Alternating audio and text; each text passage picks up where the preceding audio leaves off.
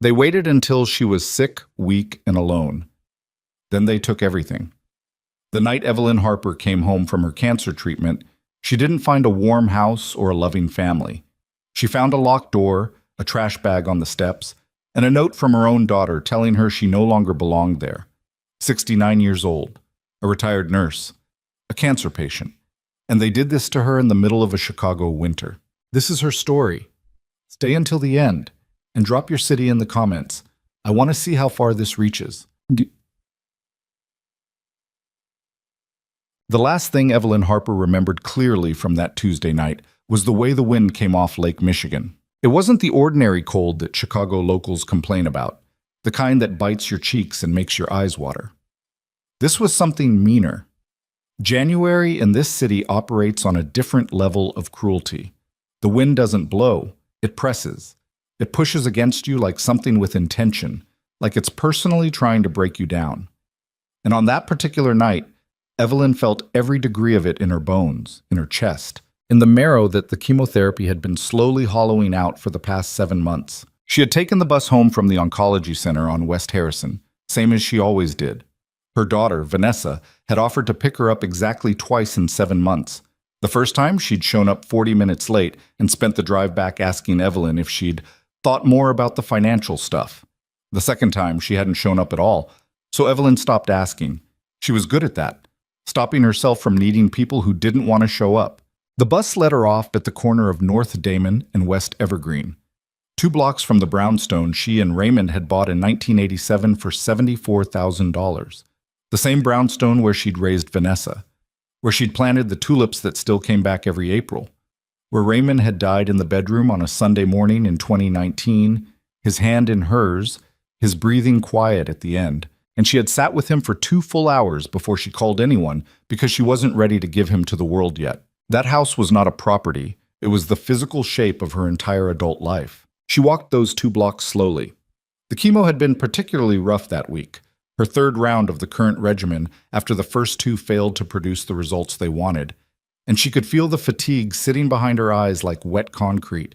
Her coat was the good wool one Raymond had given her for Christmas in 2011, dark green with amber buttons. She had her purse, her prescription bag from the pharmacy, a small takeout container from the Thai place on Milwaukee that she'd stopped at because she hadn't eaten since morning and she knew her body needed something, even if her stomach argued otherwise. She turned onto her block. She saw the light on in the front room. Good, she thought. Vanessa must be there. Evelyn had given Vanessa and her husband Logan a key the previous spring when the first diagnosis had come in. It had seemed like the right thing to do. Sensible, practical, the kind of arrangement adults make when one of them is sick. Vanessa had taken the key the way she took most things Evelyn offered, without thanks, as though she'd been waiting for it. Evelyn climbed the 4 front steps carefully, one hand on the iron railing Raymond had repainted every 3 years without fail. She reached for her keys. Her key did not turn. She tried it again, jiggled it, pulled back slightly, and inserted it again the way you do when a lock is being stubborn in the cold. Nothing. The tumbler didn't catch. The key just spun uselessly. Evelyn stood there for a moment, confused rather than alarmed. She thought, the cold. Locks freeze sometimes. She breathed on it, tried again. Then she noticed the trash bag. It was sitting to the right of the door against the brick. A standard black 30-gallon bag, the cheap kind, tied at the top in a loose knot. She almost hadn't seen it in the dark. She reached out and touched it. It was soft. Fabric, not garbage. She worked the knot loose with numb fingers and looked inside.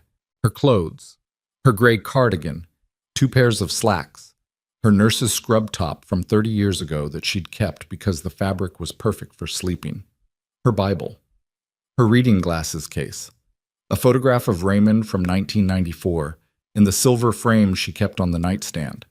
Her entire bedroom had been compressed into a trash bag and placed on the front steps. Evelyn straightened slowly. She pressed the doorbell. She could hear it ring inside. She waited. She pressed it again. She knocked. She knocked harder. She saw a shadow move behind the frosted glass panel beside the door. She saw it clearly, a shape, a person. And then the shadow stepped back and the light went off. They turned the light off. They were inside. They heard her. They watched her shadow through the glass, and they turned the light off, and they walked away. Evelyn Harper stood in a January wind on her own front steps, holding a trash bag of her belongings, with a $20 Thai dinner going cold in her other hand. And for a long moment, she did not move. She just breathed. In through the nose, slow, the way she'd taught patients to breathe when the pain was becoming something they couldn't manage. You don't fight the sensation. You don't argue with it. You breathe, and you let it register, and then you decide what you do next. She set down the takeout container. She opened her purse, the brown leather one with the brass clasp that she'd had resoled twice because she refused to throw out good leather, and she took out a small notepad and a pen. She wrote 2 words. Then she folded the paper and slid it under the door. Wrong choice. That was all. She picked up her trash bag and her purse and her Thai food, and she walked back down the steps and into the coldest night of her life. I need you to understand something before we go further. I'm not the kind of woman who cries easily. I'm not the kind of woman who unravels in a crisis. 42 years of nursing will rearrange your relationship with panic. You watch people bleed. You watch people stop breathing. You hold the hands of strangers during the worst moments of their lives, and you learn, not because someone teaches you, but because the work teaches you, that the most important thing you can do in a crisis is stay present, stay functional, grieve later. But standing at that bus stop, waiting for the 49 to take me to somewhere, I didn't even know where yet. I felt something I hadn't felt since Raymond died. Not grief, something older and sharper. The specific pain of having trusted the wrong person with something irreplaceable. I trusted Vanessa. Not blindly. I knew my daughter. I knew she was complicated. I knew the years had put distance between us that neither of us had ever quite found the language to address. But she was my child. And when you're sick, when the oncologist uses words like aggressive and progression, and we need to adjust our approach, you reach toward the people you're supposed to be able to reach toward. You don't audit them. You trust. I had trusted her with a key to my house. I had trusted her with access to my financial accounts in case of emergency. I had signed documents a notary had witnessed, documents a man Logan knew had prepared, documents I'd read but perhaps not read carefully enough because I was exhausted from treatment, and Vanessa had said, "It's just to make sure we can help you if you can't handle things yourself." And I had signed them. I understood, standing at that bus stop with my trash bag and my takeout and my body full of poison that was supposed to be saving my life, that I had made a mistake, not a small one. The motel was on West Belmont, a 2-story brick building that had the word vacancy lit in red neon that buzzed faintly like a trapped insect. The man at the desk barely looked at me. I paid cash. I had $140 in my wallet and my debit card, though I had no idea yet what I was going to find when I checked my accounts. And he slid me a key card for room 12. The room smelled like industrial cleaner and something beneath it that the industrial cleaner hadn't quite reached. The bedspread was a pattern of burgundy diamonds that might have been fashionable in 1993. The heater worked, which was what mattered. I set my trash bag on the floor, took off my coat, and sat on the edge of the bed. I ate my Thai food cold. Pad See Ew, which was Raymond's favorite, though I'd never told him I ordered it, sometimes just because of that. It tasted like nothing. Chemo does that. It flattens flavor, makes everything taste faintly metallic, like you're eating near a copper pipe. But I ate it because I knew I had to. Then I took out my phone and I called my bank. I had 4 accounts: a checking account, a savings account, a money market account Raymond and I had opened in 2003, and a small investment account, modest, something we'd put away carefully over 30 years. The checking account had $47.18. I called the automated line twice to make sure I'd heard correctly. $47.18. I hung up. I sat very still. Outside, a car went by with the bass turned up loud enough to rattle the window slightly. Down the hall, I could hear a television laugh track. I didn't check the other accounts that night. I couldn't. I took my medications, the antiemetic, the pain management prescription, the vitamin supplements the oncologist had added to the regimen, and I lay down on that burgundy bedspread in my clothes, because I hadn't thought to pack pajamas, and because my pajamas were presumably still in that brownstone where my daughter had turned off the lights and walked away from the sound of me knocking. I did not sleep.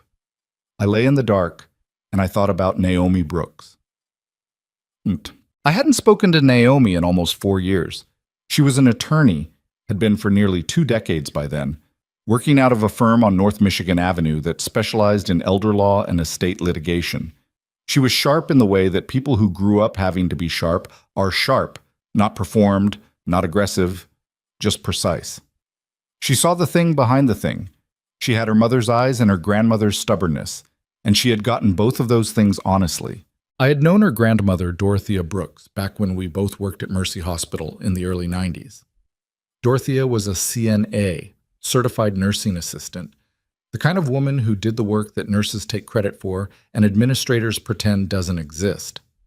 We had worked side by side for 6 years. When Dorothea got sick, ovarian cancer, 1998, and the doctors didn't catch it early enough, I had been the one who navigated the system for her, got her the right specialists, made sure her paperwork was right, stayed on the phone with her insurance company for 4 hours one afternoon until someone with actual authority got on the line and reversed the denial. Dorothea died in 2001. But before she died, she'd told her daughter and her granddaughter Naomi, then 15 years old, what I had done. People forget the things you do for them. That's just human nature, and I hold no bitterness about it. But sometimes, in the rare cases that matter, they don't forget. I found Naomi's number at 2 in the morning, scrolling through an old email chain. I didn't call then. It was 2 in the morning, and Naomi was a professional, not a hotline. But I set the number on the notepad from the motel nightstand, the one with the motel's logo and a little drawing of the Chicago skyline that had gotten the proportions wrong. I would call her in the morning. I had decided, somewhere between lying down and the ceiling going gray with the first light coming through the curtains, that I was not going to let this stand. Not because I was angry, I was. But anger wasn't the engine.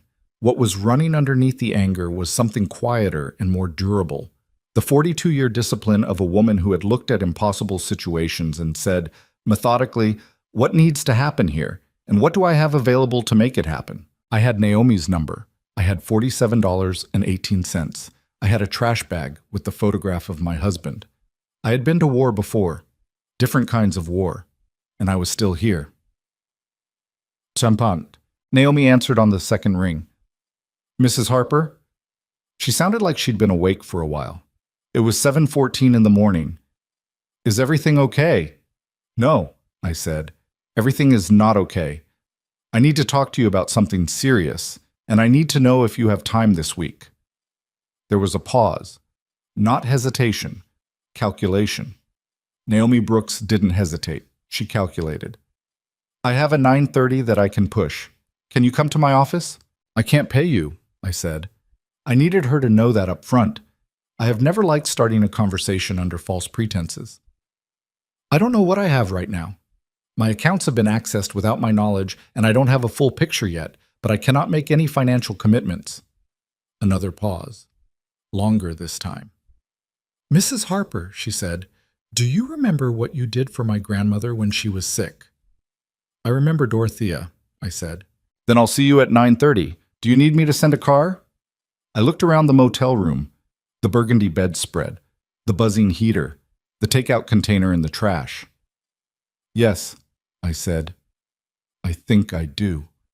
Naomi's office was on the 23rd floor, and the view from her conference room included a stretch of Lake Michigan that on a clear morning turns a particular shade of dark blue that doesn't look entirely real.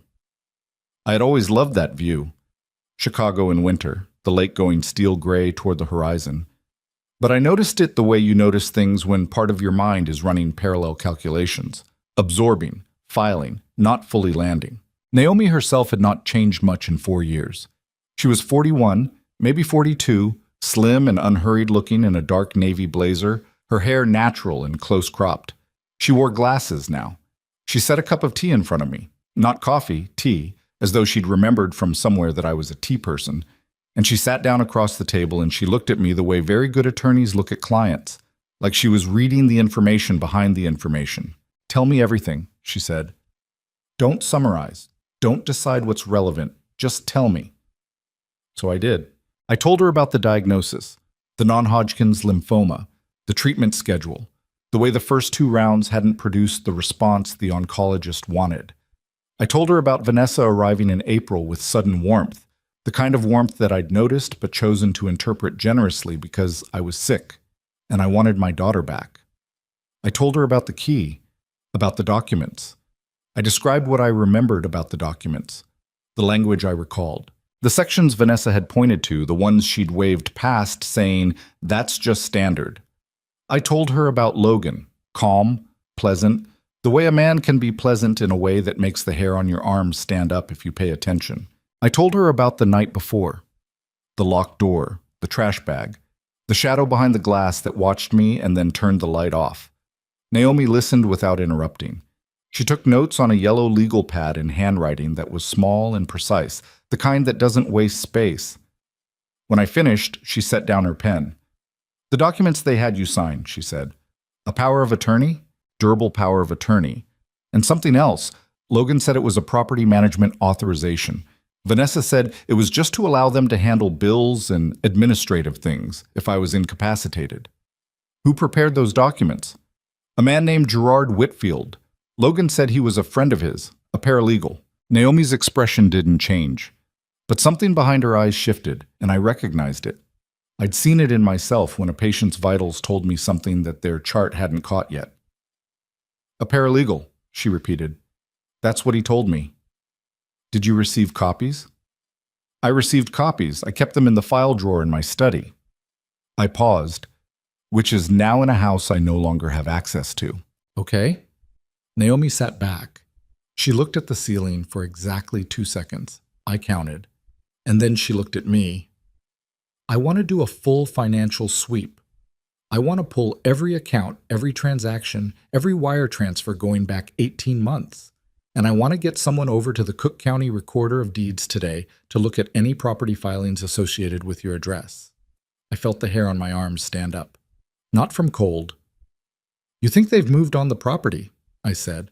"I think I don't know yet," she said carefully, "but I think whoever prepared those documents probably didn't do it once. Logan Cole has a history, Mrs. Harper. I've heard his name before, in a different context, different case, different city. I want to verify something before I say more." She paused. "Can I ask you a direct question?" "Always." "Did any part of you know something was wrong before last night?" I thought about that. I thought about the way Logan always seemed to be present when documents were involved. The way Vanessa's phone calls had a new quality to them in the last 6 months. Warmer, more attentive, asking about specific things. "Which bank did you use? Did you still use the same financial advisor? What did the oncologist say about the prognosis? What exactly does stable mean?" Questions I'd answered because they seemed like the questions a worried daughter asks. "I noticed things," I said. "I chose to explain them differently." Naomi nodded slowly. "That's what they count on," she said quietly. "It's not naivety, it's love. It's what people do with people they love. They extend the benefit of the doubt long past the point the doubt deserves benefit." That sentence hit me somewhere I wasn't prepared for. I didn't show it, but it landed. Over the next 72 hours, what Naomi's team uncovered was worse than I had let myself imagine. The durable power of attorney, the one Gerard Whitfield had prepared, the one Vanessa had described as just standard, was comprehensive to a degree that no legitimate estate planning attorney would allow without extensive counseling. It gave Vanessa authority over every financial account, every property decision, every medical decision if I was deemed unable to manage my own affairs. The phrase "unable to manage" had been defined in language so broad that a single note from any physician, even a general practitioner, not a specialist, stating that I was experiencing cognitive effects from my treatment could have triggered full control. 7 months into chemotherapy, experiencing cognitive effects was a bar that practically any patient would clear. The fatigue, the occasional disorientation, the difficulty concentrating, all of it documented in my medical records, which Vanessa had also been given access to. My savings account, $83,000, money I had saved for 40 years, had been emptied over a period of 4 months in a series of transfers that averaged $15,000 each, spaced irregularly to avoid triggering bank fraud alerts. The money market account, $47,000, had been closed entirely, and the funds moved to a bank account I didn't recognize in Logan's name, The investment account, the modest one, Raymond's and mine, 30 years of careful addition, had been liquidated in September. $112,000 gone. Total, approximately $242,000. Naomi laid these numbers out for me across a conference table covered in printed bank statements, and she did it the way you deliver difficult information to someone who is going to need to act on it, clearly, without softening, with full eye contact. "There's more," she said. She slid a document across the table. It was a property transfer filing from the Cook County Recorder of Deeds, dated November 14th, 3 months earlier. My brownstone, the property at North Damon, had been transferred to a limited liability company registered in Delaware. The LLC had been created in October. The registered agent was a name I didn't recognize, but the filing had been signed, but it bore a signature that was meant to be mine. It was not my signature. I am a woman with very specific handwriting. 40 years of charting and documentation gives you handwriting that is consistent, particular, almost mechanical in its precision. The signature on that transfer document was close. It was good. But I have looked at my own name 10,000 times, and I know exactly how my E curves and how the H connects. That was not my hand. "Forgery?" I said. "That's what our forensic document examiner will say," Naomi confirmed. But yes, I sat with that for a moment. The deliberateness of it, the planning required. You don't forge a property transfer document on impulse. You prepare. You find a notary willing to authenticate a signature they didn't witness. You set up a shell company in advance. You do all of this while sitting across from your mother at Thanksgiving, asking whether she wants more stuffing. "There's one more thing," Naomi said, "and I want you to hear me before you react." "Tell me." "We found a record of a facility placement inquiry." She slid another paper across. "Logan made contact with a residential care facility in Joliet, Millbrook House, in December. He submitted preliminary paperwork for a resident admission. The application listed the incoming resident as Evelyn Harper, age 69, with a primary diagnosis of lymphoma and advanced cognitive decline. The inquiry specified that the family was seeking full residential placement with restricted visitor access." I read the paper. Restricted visitor access. "They were going to put me somewhere," I said. Not a question. "And limit who could reach you," Naomi said. "Yes." "While they sold the house." The Delaware LLC had already been approached by a real estate brokerage. The brownstone was going to be listed in February. I put the paper down. I folded my hands on the table. My hands were steady. After everything I've described, the motel, the accounts, the forged signature, my hands were steady. Because this was the part I was built for. The part where the information is fully in front of you, and the question becomes, what do you do with it? "I need to ask you something," I said. "Ask." Can we do this in a way that doesn't just stop them, but exposes exactly what they did? All of it. So there's no version of events where they walk away clean and tell people I was confused, that I misunderstood, that it was a family disagreement? Naomi looked at me for a long moment. "Yes," she said. "That's exactly what I want to do too." "Then let's talk about how," it said. The investigators Naomi brought in, a financial forensics firm, and a licensed private investigator named Dennis Carver, who had the patient, unhurried manner of a man who'd spent 30 years learning how people lie, began their work quietly. That was the important part. Quietly. Vanessa and Logan couldn't know what was coming. If they knew, if they had any indication that I was building a case rather than dying alone in a motel room, they would move the money, dissolve the LLC, cover the tracks they could still cover. They needed to believe I was defeated, that the woman they'd locked out in a January wind had been broken by it. Dennis Carver made a few calls and came back with something that Naomi had suspected, but I had not known. Logan Cole, before he was Vanessa's husband, before he was the pleasant man at my dinner table who always offered to do the dishes, had done something similar before. Not identically, but a pattern that rhymed.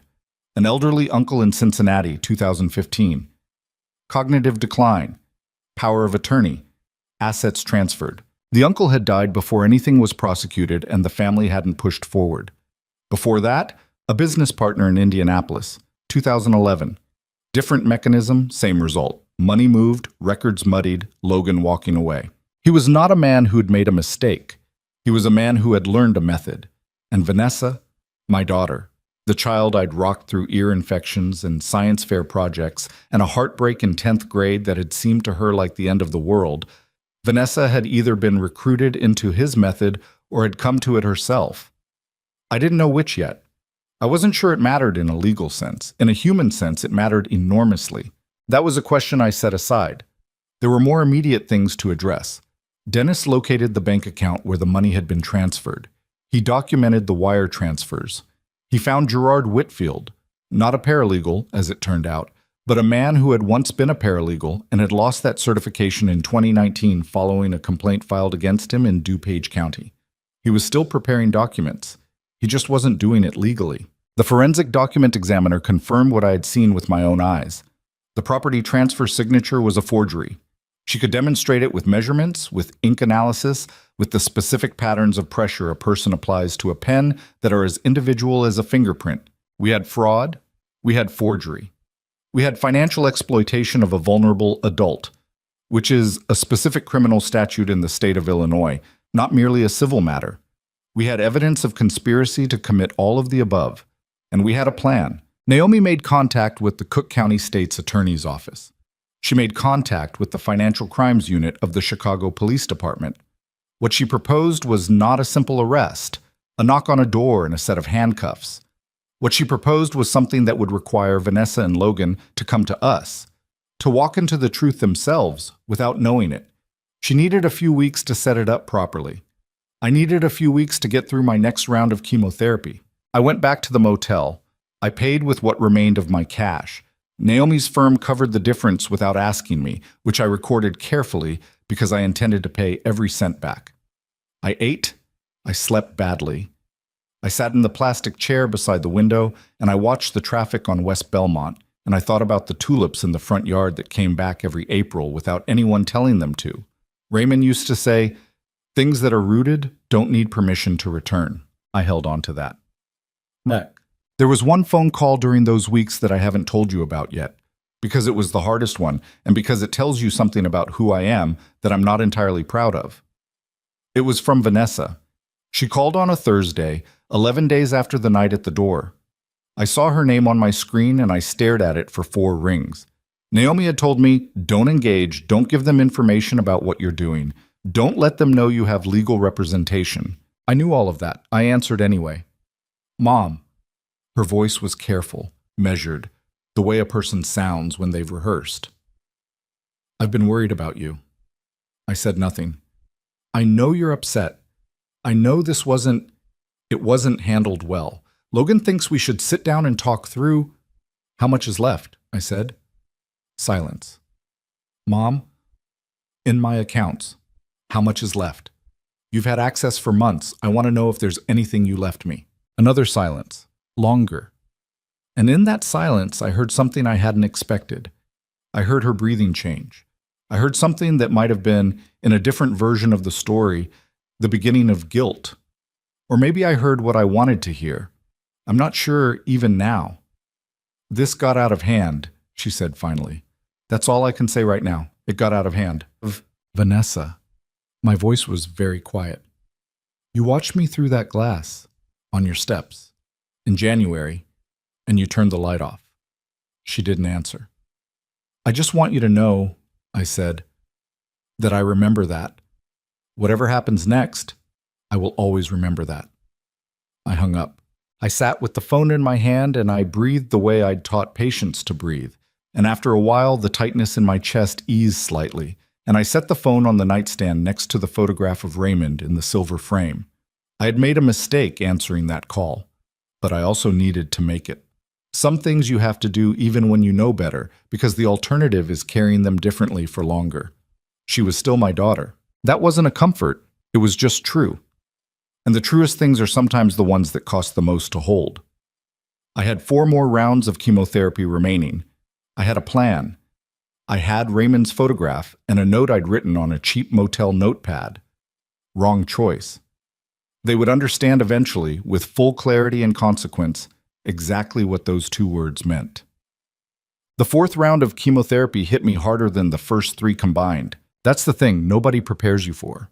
Not the pamphlets, not the oncologist's careful explanations, not even the other patients you see in the waiting room who've been through it before. They tell you it's cumulative. They tell you the side effects compound. But there's a difference between understanding a thing intellectually and lying on a motel mattress at 2 in the morning with your body feeling like it's been turned inside out, wondering if the treatment is going to kill you before the disease gets the chance. I lost 6 pounds in 2 weeks. My hair had been thinning since October, but after the fourth round it came out in earnest. Not dramatic clumps, just a steady, quiet surrender, showing up on the pillow each morning like evidence of something. I didn't look in the mirror much during those weeks. Not out of vanity. I just had other things to focus on, and mirrors require a kind of emotional energy I was rationing carefully. Naomi checked in every 2 days, not with updates. She'd told me early on that she would share information when it was ready to be shared, not before because half information in a case like this was more dangerous than no information, but just to check. A text, usually. Sometimes a call. She had a quality I've only seen in a few people in my life. The ability to be present without being intrusive, to let you know someone is there without requiring you to perform okayness for them. Dennis Carver came to the motel once, in the 3rd week. He sat in the plastic chair I'd pushed near the window, and he laid a folder on the bed, and he walked me through what they'd found about Logan Cole's history in a way that was methodical and flat, the way investigators present facts when they know the facts are going to do the emotional work on their own. Logan Allen Cole, 51 years old, originally from Terre Haute, Indiana. 2 prior marriages. The first wife had filed a civil suit in 2008 that was later settled out of court, the term sealed, over what her attorney had described in the initial filing as financial coercion and unauthorized use of marital assets. The second marriage had ended in 2013. Logan had married Vanessa in 2016, 4 years after they had met at a fundraising event for a hospital foundation where Vanessa worked in development. The uncle in Cincinnati, I said, because Dennis had mentioned it before, and I wanted the full picture now. Tell me what happened. Dennis opened the folder.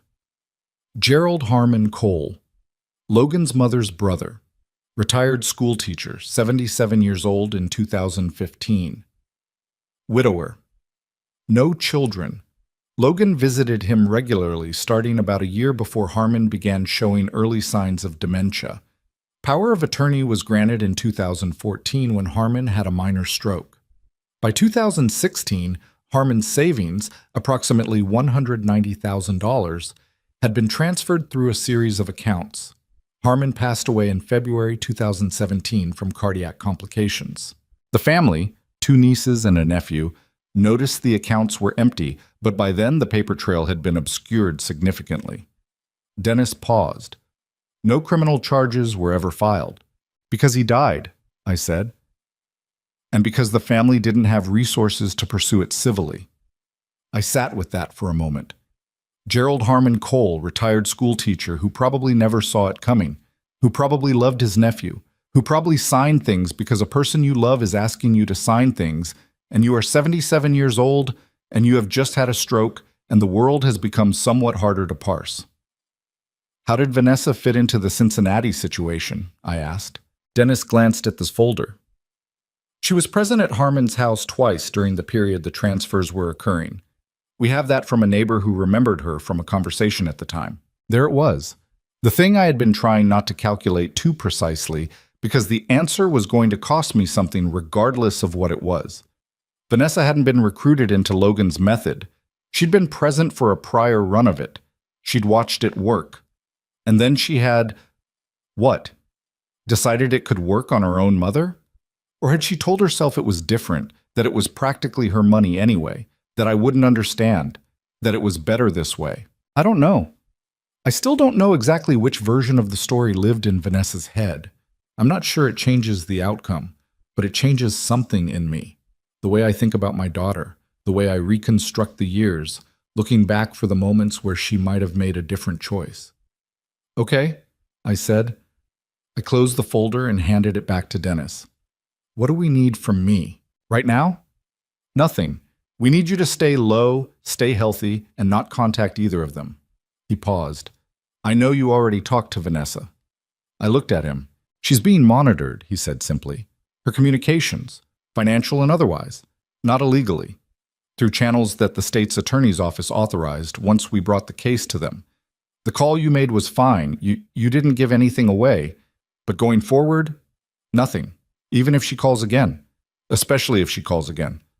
What if she sounds like she's in trouble? Dennis looked at me with the particular patience of a man who has seen this exact moment in many different cases, with many different family members.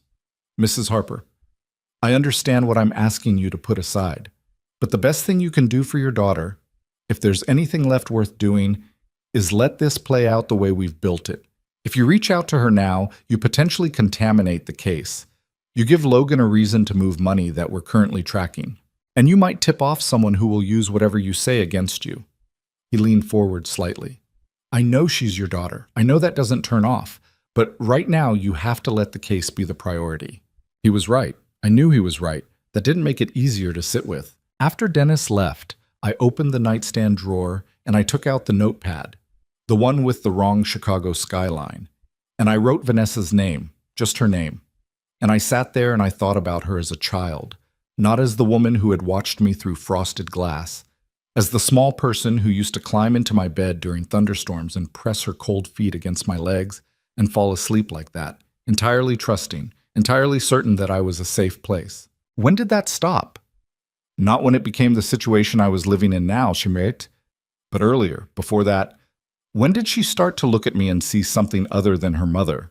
I didn't have that answer. I've had a long time since then to look for it. I'm still not sure I've found it. I put the notepad away. I took my evening medications. I lay down and I made myself sleep because my body needed it even if my mind was unwilling. And when I woke up at 5 in the morning, the room was dark and quiet. And outside the window, the city was doing what Chicago always does. Moving, uninterrupted, indifferent to individual catastrophe, enormous and ongoing. I got up. I made the motel coffee, which was terrible. I drank it anyway. I had work to do. Robbed. What Naomi had been building in those weeks while I was getting through treatment and Dennis was tracking money across accounts was what she called the architecture of exposure. Not just a criminal complaint, not just a civil suit. Something that would make it impossible, legally, publicly, permanently, for Logan Cole to reframe what he'd done as a misunderstanding. Something that would make it impossible for Vanessa to tell people that her mother had been confused, that it was complicated, that families are messy, and this was all being blown out of proportion. The key was the forged property transfer. Forgery is not a gray area. You can argue about intent with financial exploitation. You can construct alternative narratives around power of attorney usage. Reasonable people, reasonable attorneys, can build competing versions of events around financial decisions made by a sick woman who may or may not have fully understood documents she signed. Logan's attorney, and Naomi had already identified who Logan would likely hire, because Logan was not the kind of man who waited for things to go wrong before he had a lawyer on call, would try to argue exactly that. Diminished capacity. Undue influence is hard to prove. Exploitation is a spectrum. But a forged signature is a forged signature.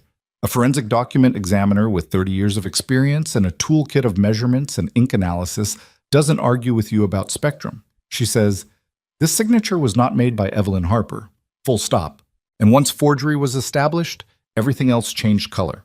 The power of attorney was tainted. The financial transfers came under a different light. The shell company, the Delaware LLC, stopped looking like an estate planning tool and started looking like what it was, a vehicle built to absorb stolen property. There was something else Naomi had been working on that she told me about on a Wednesday afternoon when she came to the motel herself. She didn't usually come to me. I usually went to her, but she'd said on the phone, I need to tell you this in person, which is the kind of sentence that does something specific to your nervous system. She sat in the plastic chair. I sat on the bed. She was wearing her navy blazer again, and she had a coffee from the place on the corner, and she set it on the nightstand without drinking it, and she said, we found something about the care facility. Millbrook House in Joliet. The one where Logan had filed preliminary admission paperwork for me in December. We pulled the facility's inspection records, Naomi said. 2 state inspections in the last 3 years, both resulting in citations. One for inadequate medication management, one for... She paused, and something tightened in her voice. Failure to respond appropriately to a resident who had expressed a desire to contact family members. I stared at her. They have a documented pattern, she said carefully, of admitting residents with restricted visitor designations and not facilitating those residents' ability to reach out to people outside the facility. 3 families have filed complaints with the state in the last 4 years. 2 of those complaints were resolved in a way that the families described as unsatisfactory. 1 is still open. He wasn't just going to put me somewhere, I said slowly. He was going to put me somewhere I couldn't get out of. That's what the evidence suggests. I thought about what that meant. Not abstractly, concretely, specifically. I am a nurse. I know exactly what happens to elderly patients who are placed in facilities with restricted access and inadequate oversight. I have seen it. I have witnessed the particular way a person's world compresses when they are isolated from the people who love them, and the decisions about their care are made by people with financial interests that do not align with their well-being. I had spent 42 years fighting that for other people. Logan Cole had planned to make it happen to me. Can the facility be part of the case? I asked. Potentially. It depends on what we can establish about the contact between Logan and their admissions office. Dennis is working on it. Naomi looked at me steadily. How are you doing with all of this? I'm doing what needs to be done. That's not what I asked. I looked at her. She looked back. Neither of us filled the silence for a moment. I'm angry, I said finally. In a way I haven't been in a long time. Not loud angry.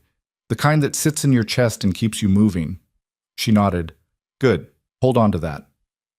And I'm tired. The chemo is... It's a lot right now. I know. She paused. There's something I should tell you about the timeline. We're probably 3 to 4 weeks from being ready to move. The state's attorney's office wants the financial documentation complete before we proceed. There's one piece of the wire transfer trail that Dennis is still following through the Delaware LLC to a secondary account. Once we have that, we have a clean chain. She hesitated. The other factor is Vanessa. What about her? She contacted Logan's attorney 2 days ago. Our monitoring flagged it. She asked about... Naomi glanced at a note she'd brought. What happens if Evelyn tries to make trouble? That's the exact language. I let that settle. My daughter had called a defense attorney to ask what happens if I tried to make trouble.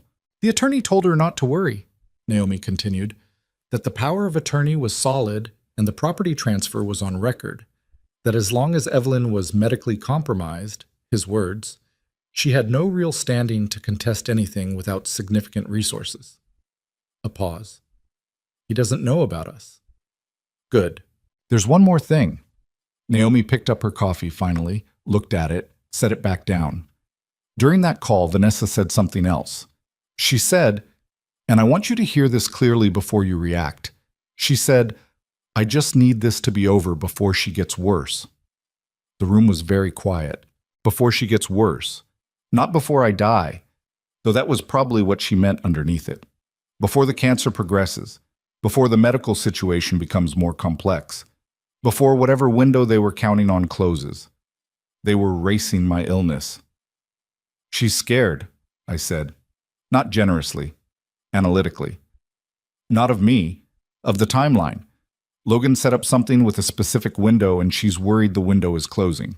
That's my read too, Naomi said, which means they're going to try to accelerate. They're going to try to make something happen in the next few weeks. We need to be ready for that. What does accelerating look like? Most likely they try to get you into Millbrook House. They probably have a physician, or someone claiming to be acting as a physician, who's willing to sign off on the cognitive decline documentation that would trigger the full power of attorney. Or they try to establish that you've abandoned the property voluntarily so the LLC transfer looks cleaner. She paused. There's a possibility they try to approach you directly. Let them, I said. Naomi looked at me. If they come to me, I said, let them. I know how to talk to people who think they have the upper hand. I've been doing it my whole career. Let them think they're managing me. I thought for a moment. What would it mean for the case if Vanessa came to me with documents to sign? Naomi was quiet for exactly 4 seconds. Then something shifted in her expression, not quite a smile, but the professional equivalent of recognizing an unexpected asset. If she came to you with documents, she said slowly, and we had that conversation documented, is that possible to arrange? It's possible. She thought about it. It would require you to be wired. It would require you to maintain a conversation under pressure without giving anything away. And it would require you to sit across from your daughter and let her try to do what she came to do without reacting. I spent 4 decades keeping my face neutral while people were dying in front of me, I said. I think I can manage a conversation. Naomi looked at me for a long moment. Then she said quietly, Mrs. Harper, I want to be honest with you about something. Please. Most clients in your situation, by which I mean sick, financially devastated, emotionally exhausted, most of them get to a point where they want it over. They accept a settlement. They let part of it go. They decide the fight is costing more than they can afford to spend. She paused. I want you to know that if you ever reach that point, I will not judge you. What you've already done, hiring an investigator, talking to the state's attorney, sitting in this motel room and building this case while going through chemotherapy, that's already extraordinary. I looked at her carefully. I'm not going to reach that point, I said, not because I'm heroic. Because if I stop now, the next person Logan Cole does this to won't have a nurse's stubbornness in a woman like you. The next Evelyn Harper will just disappear into Millbrook House and nobody will find her. I straightened slightly. So let's talk about the wire. It took 11 days to set up. The plan required Naomi's team to create a specific set of conditions. Logan and Vanessa needed to believe that I was deteriorating. Not deceased, not fine, but deteriorating in a way that suggested urgency. A source in their network, someone Dennis had identified as a mutual acquaintance who didn't know he was being used as a conduit, received a piece of information, carefully calculated, that Evelyn Harper had been hospitalized following a complication from her latest round of chemotherapy, that her prognosis had worsened, and that she was not doing well mentally. That last part was the important part. Not doing well mentally. Dennis monitored what happened next. Within 48 hours, Logan made 2 phone calls. One to Gerard Whitfield, one to the Millbrook House admissions coordinator. Both conversations were brief and transactional. Logan's voice, Dennis told me afterward, was completely calm throughout. On the 3rd day, Vanessa called my cell phone. I was ready for it. Naomi was in the next room of a different motel, a nicer one, where we'd relocated for the operation, on a call with the detective assigned to the case by the Financial Crimes Unit. The wire was on. The recording was running. I answered. Mom. Vanessa's voice was different from the last call, softer, practiced. I heard you'd been in the hospital. I've been so worried. I was, I said. My voice was deliberately flat, tired, the way I actually felt minus the alertness underneath. I'm out now. How are you feeling? Not well, Vanessa. I'm sorry. A pause. Mom, I think we need to see each other. There are some things I need to explain, things that got out of hand. You said that before. I know. I mean it differently now. Another pause. Can I come see you? You know where I am? We were able to track your phone for your safety, in case something happened. The explanation came out slightly too quickly. Logan thought it was important. I breathed through that for exactly 1 second. Fine, I said. Come tomorrow, in the afternoon. She came.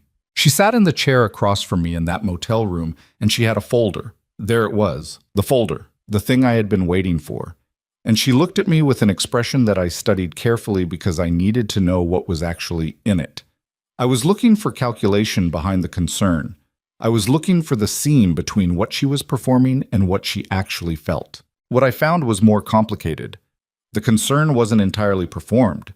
She looked at me, gray, thinner than she'd seen me before, sitting up carefully because my body hurt, and something moved in her face that wasn't strategy. It was real. The concern was real, layered over the calculation, both things simultaneously true. That was almost harder than if she'd been purely cold. Mom, she said, I need you to sign some paperwork. It's for the facility. Millbrook House. The doctors think it would be better for you to have professional care right now, and Logan and I have arranged everything. It's a nice place. Let me see. She slid the folder across. I opened it. The admission agreement, the medical authorization, and at the bottom, a document I recognized. Another property authorization, this one expanding the LLC's authority over the brownstone to include final sale decisions. I looked at the papers for a long time. I let the silence extend. I needed to give enough time for the recording to capture everything that had been said. You want me to sign away my house, I said. It's to protect the asset. While you're getting treatment, Logan has a buyer who... Vanessa. My voice came out quieter than I intended. Look at me. She looked at me. Do you remember what you used to do during thunderstorms when you were little? She blinked. The shift confused her. What? You used to come to my room. You'd climb in on Raymond's side. He was a deep sleeper. It never woke him. And you'd press your feet against my legs because your feet were always cold. And you'd fall asleep in about 3 minutes because you felt safe. Something crossed her face. Something I can't name precisely. I remember, she said quietly. I want you to think about that little girl, I said. And I want you to think about what she would say if she could see this folder. The room was very quiet. Vanessa's hands on the table went still. I can't sign these, I said. And you know why I can't.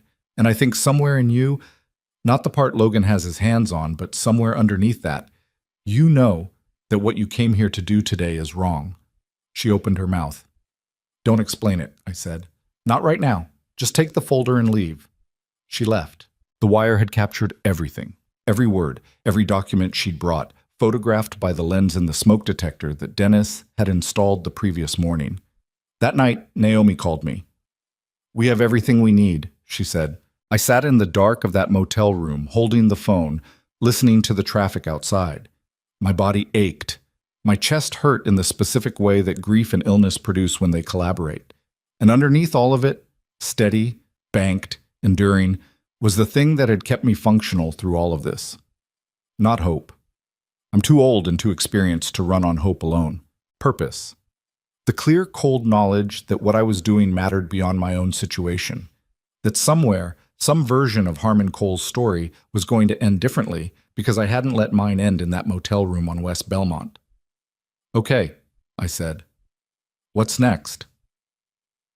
What Naomi said next wasn't what I expected. I had assumed we have everything we need meant we were moving immediately.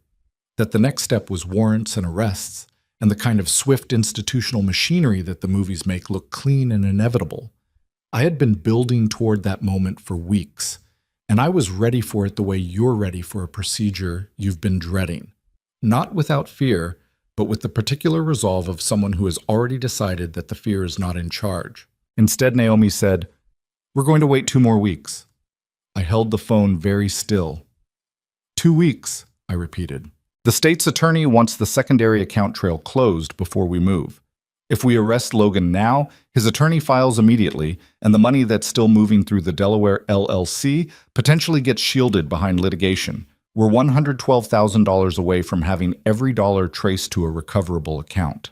She paused. 2 weeks, and we get everything. We move now, and you potentially never see a significant portion of what was taken. I understood the logic. I didn't like it, but I understood it. There is a difference between justice that feels satisfying and justice that actually works. And Naomi Brooks had spent 20 years learning that difference, so her clients didn't have to pay for her learning curve. 2 weeks, I said again. And during those 2 weeks, she continued, we're going to do something that makes Logan and Vanessa believe they're winning. That's when she told me about the hospice plan. It was Dennis's idea originally, refined through 3 conversations with the detective handling the financial crimes portion and a prosecutorial assistant from the state's attorney's office who was apparently willing to be creative when the evidence justified it. The concept was this: a staged hospice consultation meeting positioned as the family gathering needed to finalize what they believed would be end-of-life medical arrangements, at which point the power of attorney would be fully activated and the last remaining documents would be signed over. To make it credible, they needed me in a hospital bed, not a motel room, an actual medical setting borrowed from a hospice facility on the north side whose director had a professional relationship with the detective and understood, without being told more than she needed to know, that what she was facilitating was a law enforcement operation. To make it irresistible, they needed Logan and Vanessa to believe my condition had deteriorated past the point of recovery. Not just worsening, Tki, terminal. The kind of terminal that means the window they'd been racing against had finally closed in their favor. And to make it airtight, the moment they walked through that door and presented documents for me to sign, believing I was dying, believing they had won, they needed to find something other than a dying woman. "You understand what we're asking," Naomi said. It wasn't a question, but she waited as though it was. "You're asking me to play dead," I said. "Essentially. And when they come in, law enforcement will be present, inside the room. The moment Logan presents any document related to the financial transfers or the property, the moment he makes any attempt to obtain your signature under these circumstances, he's committed a crime in front of witnesses. Combined with everything we already have, the wire recording, the financial trail, the forged transfer, the evidence from Dennis's investigation into his prior conduct, it ends there," I said. "It ends there." I thought about that room they were describing, the hospital bed, the IV line they'd set up for appearance. I had a standing line anyway from treatment, so that part wasn't difficult. The monitoring equipment, the careful staging of a woman at the end of her life. I thought about lying in that bed and watching the door and waiting for my daughter to walk through it, under the belief that I was dying. I thought about the little girl with the cold feet. "Set it up," I said. "Talk." The preparation took 9 days. During that time, I went through my 5th round of chemotherapy, which did what the 5th round does. It flattened me for 4 days and then released me back into something approximating functional. My oncologist, Dr. Patricia Huang, who had been treating me since the initial diagnosis and who is the kind of physician that makes you believe the whole enterprise of medicine is still worth something, had been informed by Naomi, in the broadest terms necessary, that her patient was involved in a legal matter that required her to be available for a specific appointment during the next 2 weeks. Dr. Huang had looked at Naomi over her reading glasses with the expression of a woman who has heard many explanations and is choosing to accept this one without needing more detail. "You're going through treatment," Dr. Huang said to me at my next appointment, "and you're also doing this." "Yes," I said. She looked at my chart. She looked at me. "Your white count is low. You need to be resting more than you are." "I know. This thing you're doing, is it almost finished?" 2 weeks. She made a sound that wasn't quite agreement and wasn't quite disapproval. "Eat more protein. Sleep before midnight. And don't tell me anything else about it because I don't want to know." She paused at the door. "Evelyn, make sure it's worth it." "It already is," I said. The physical toll of those 9 days was real, and I won't pretend otherwise. I was not a woman in peak condition orchestrating a law enforcement operation. I was a 69-year-old cancer patient who had been living in a motel for 6 weeks, whose savings were gone, whose body was running on medication and stubbornness and the kind of quiet fury that burns clean rather than hot. There were mornings I sat on the edge of the bed for 20 minutes before I could make myself stand up. There were evenings where the fatigue was so complete that I couldn't read, couldn't watch television, could only lie there and let my mind run through the details of what we were building because thinking felt more manageable than feeling. Dennis came by on the 7th day with a development that changed the texture of everything. I had not asked about Vanessa since the motel visit where she'd brought the documents. I'd been holding that encounter carefully, not examining it too closely. The way you hold something fragile that you're not ready to put down but aren't sure how to carry. Dennis sat in the chair and he told me that their monitoring of Vanessa's communications had captured something new. "She called a crisis counseling line," he said. 3 days ago. From her personal cell." I looked at him. "She didn't give her name. She was on the call for 41 minutes. The nature of the call was distress, significant distress." He paused carefully. "She said at one point that she felt like she was too far in to get out." The words landed in a specific place. Too far in to get out. I knew that feeling from nursing. Not from my own life. I'd been careful enough or lucky enough to avoid the kind of accumulated choices that produce that particular entrapment, but I'd watched patients fall into it. The ones who'd spent years managing a chronic situation by gradually accepting worse and worse versions of normal until the version they were living bore no resemblance to anything they'd have agreed to at the beginning. Too far in to get out isn't cynicism. It's a kind of exhaustion so complete that the idea of reversal feels more painful than continuation. My daughter had made choices. She had made choices that were wrong, that were criminal, that had caused me real and serious harm. I was not going to minimize that. But somewhere inside those choices was a woman who was 41 minutes on an anonymous crisis line saying she felt trapped. And that woman was also my daughter, and both of those things were simultaneously true. I didn't say any of this to Dennis. What I said was, "Thank you for telling me. It affects the approach," he said. "When we move, the prosecutor is going to look at Vanessa differently than Logan. Not just because her role was different, but because a 41-minute call to a crisis line 3 days before an arrest suggests someone who's not committed to the plan she's in." "A cooperating witness," I said. "Potentially." I nodded slowly. "That's what makes sense legally. What makes sense to you personally is your own business," Dennis said. He wasn't being dismissive. He was giving me space, which I recognized as one of the more genuinely decent things a person can do. "Let's focus on Logan," I said. "But the day was a Thursday, February. Chicago in February has a specific quality of cold that is different from January's. Less dramatic but more exhausted, like the city is tired of the whole thing and can't pretend otherwise. The hospice facility was on North Clark, a low brick building set back from the street with a small parking lot and a front entrance that a person could watch from the interior room without being seen from outside. I had been in the room since 7 in the morning. Naomi's team had set it up the previous evening. The bed, the equipment, the specific arrangement of furniture that would allow law enforcement to be present behind a partition without being visible from the doorway. The detective, a broad-shouldered man named Marcus Webb, who had the stillness of someone trained to wait without telegraphing it, had walked me through the sequence twice. One of his colleagues had been positioned in the facility's parking lot since 6. Another was in the hallway, visible but positioned as administrative staff. I lay in the hospital bed in a gown, an actual hospital gown, because the details matter. And I looked at the ceiling and I breathed carefully, in through the nose and out through the mouth, the way I'd taught patients to breathe when they were frightened. I was not going to pretend I wasn't frightened. The fear was specific, not of Logan, not of consequences, but of myself, of what I might do when I saw him. I had spent weeks managing the anger through purpose, through the work of building the case, through the daily discipline of converting outrage into action.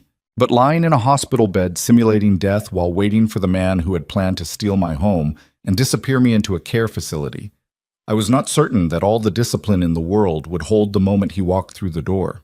Naomi was in the room with me. She had positioned herself near the window in the chair that looked like it was for a family visitor, which is exactly what it was supposed to look like.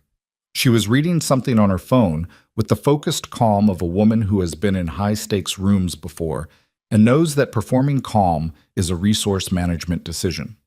She looked up at me once, about 20 minutes before they were due to arrive.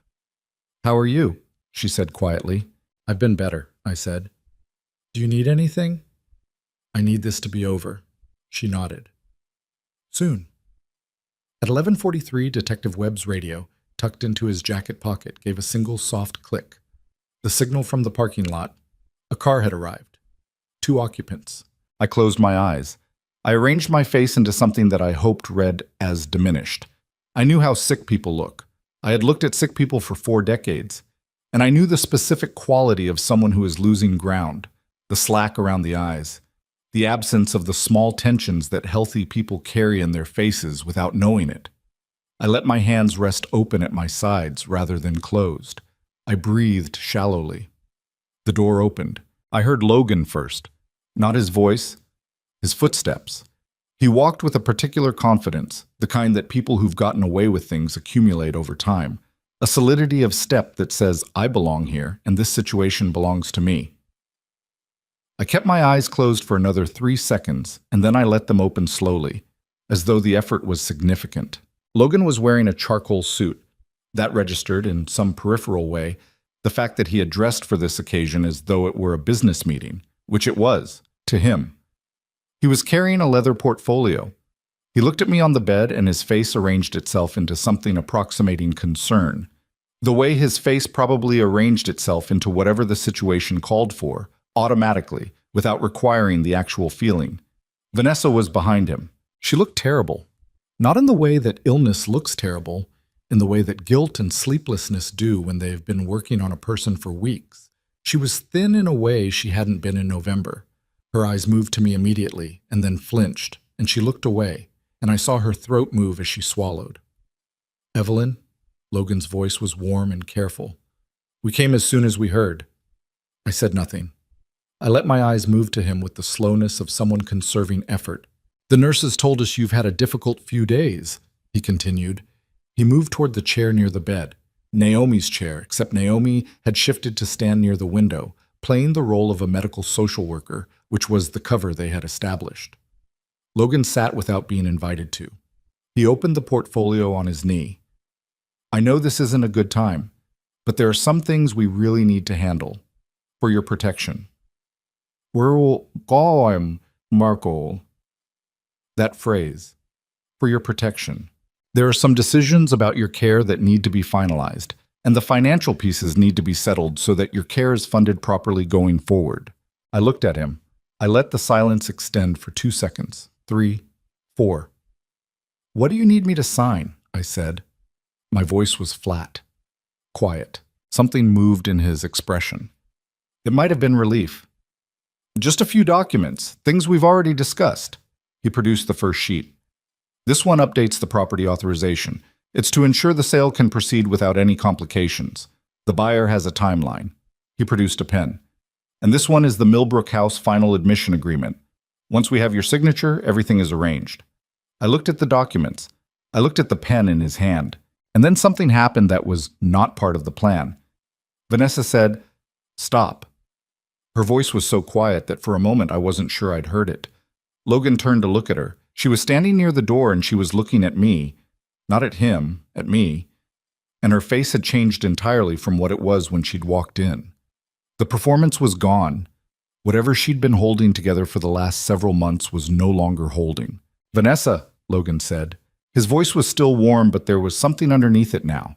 A pressure. A warning signal dressed in calmness.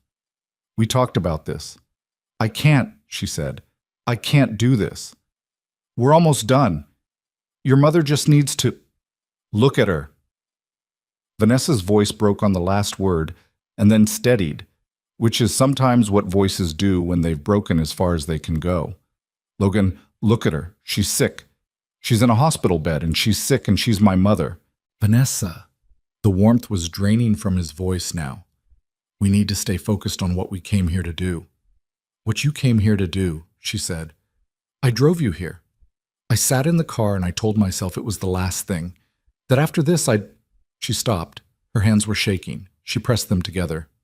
"I want to stop. I want to stop all of it." Logan stood up from the chair. When he stood, something changed in the way he occupied the room. Not physically larger, but differently arranged, the pleasantness gone from his posture. "This isn't the time or the place for you to have a crisis of conscience," he said. "We have an agreement. We have a plan that cannot be interrupted at this stage because of your feelings." "My feelings?" Vanessa said. "You mean the fact that I feel like I've been losing my mind for 6 months, the fact that I don't recognize myself anymore, the fact that I called a hotline at 2 in the morning because I was afraid of what I was becoming." Logan took a step toward her, and that was when I sat up, not slowly, not with the diminished effort of a woman at the edge of her life. I sat up fully, and I looked at Logan Cole with 42 years of emergency nursing behind my eyes, and I said, "Sit down."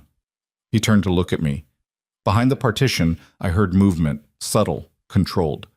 Detective Webb doing what he had been waiting to do. "I'm not dying," I said. "I'm not confused. I'm not diminished, and I'm not going to sign anything you've brought into this room." I kept my voice completely level.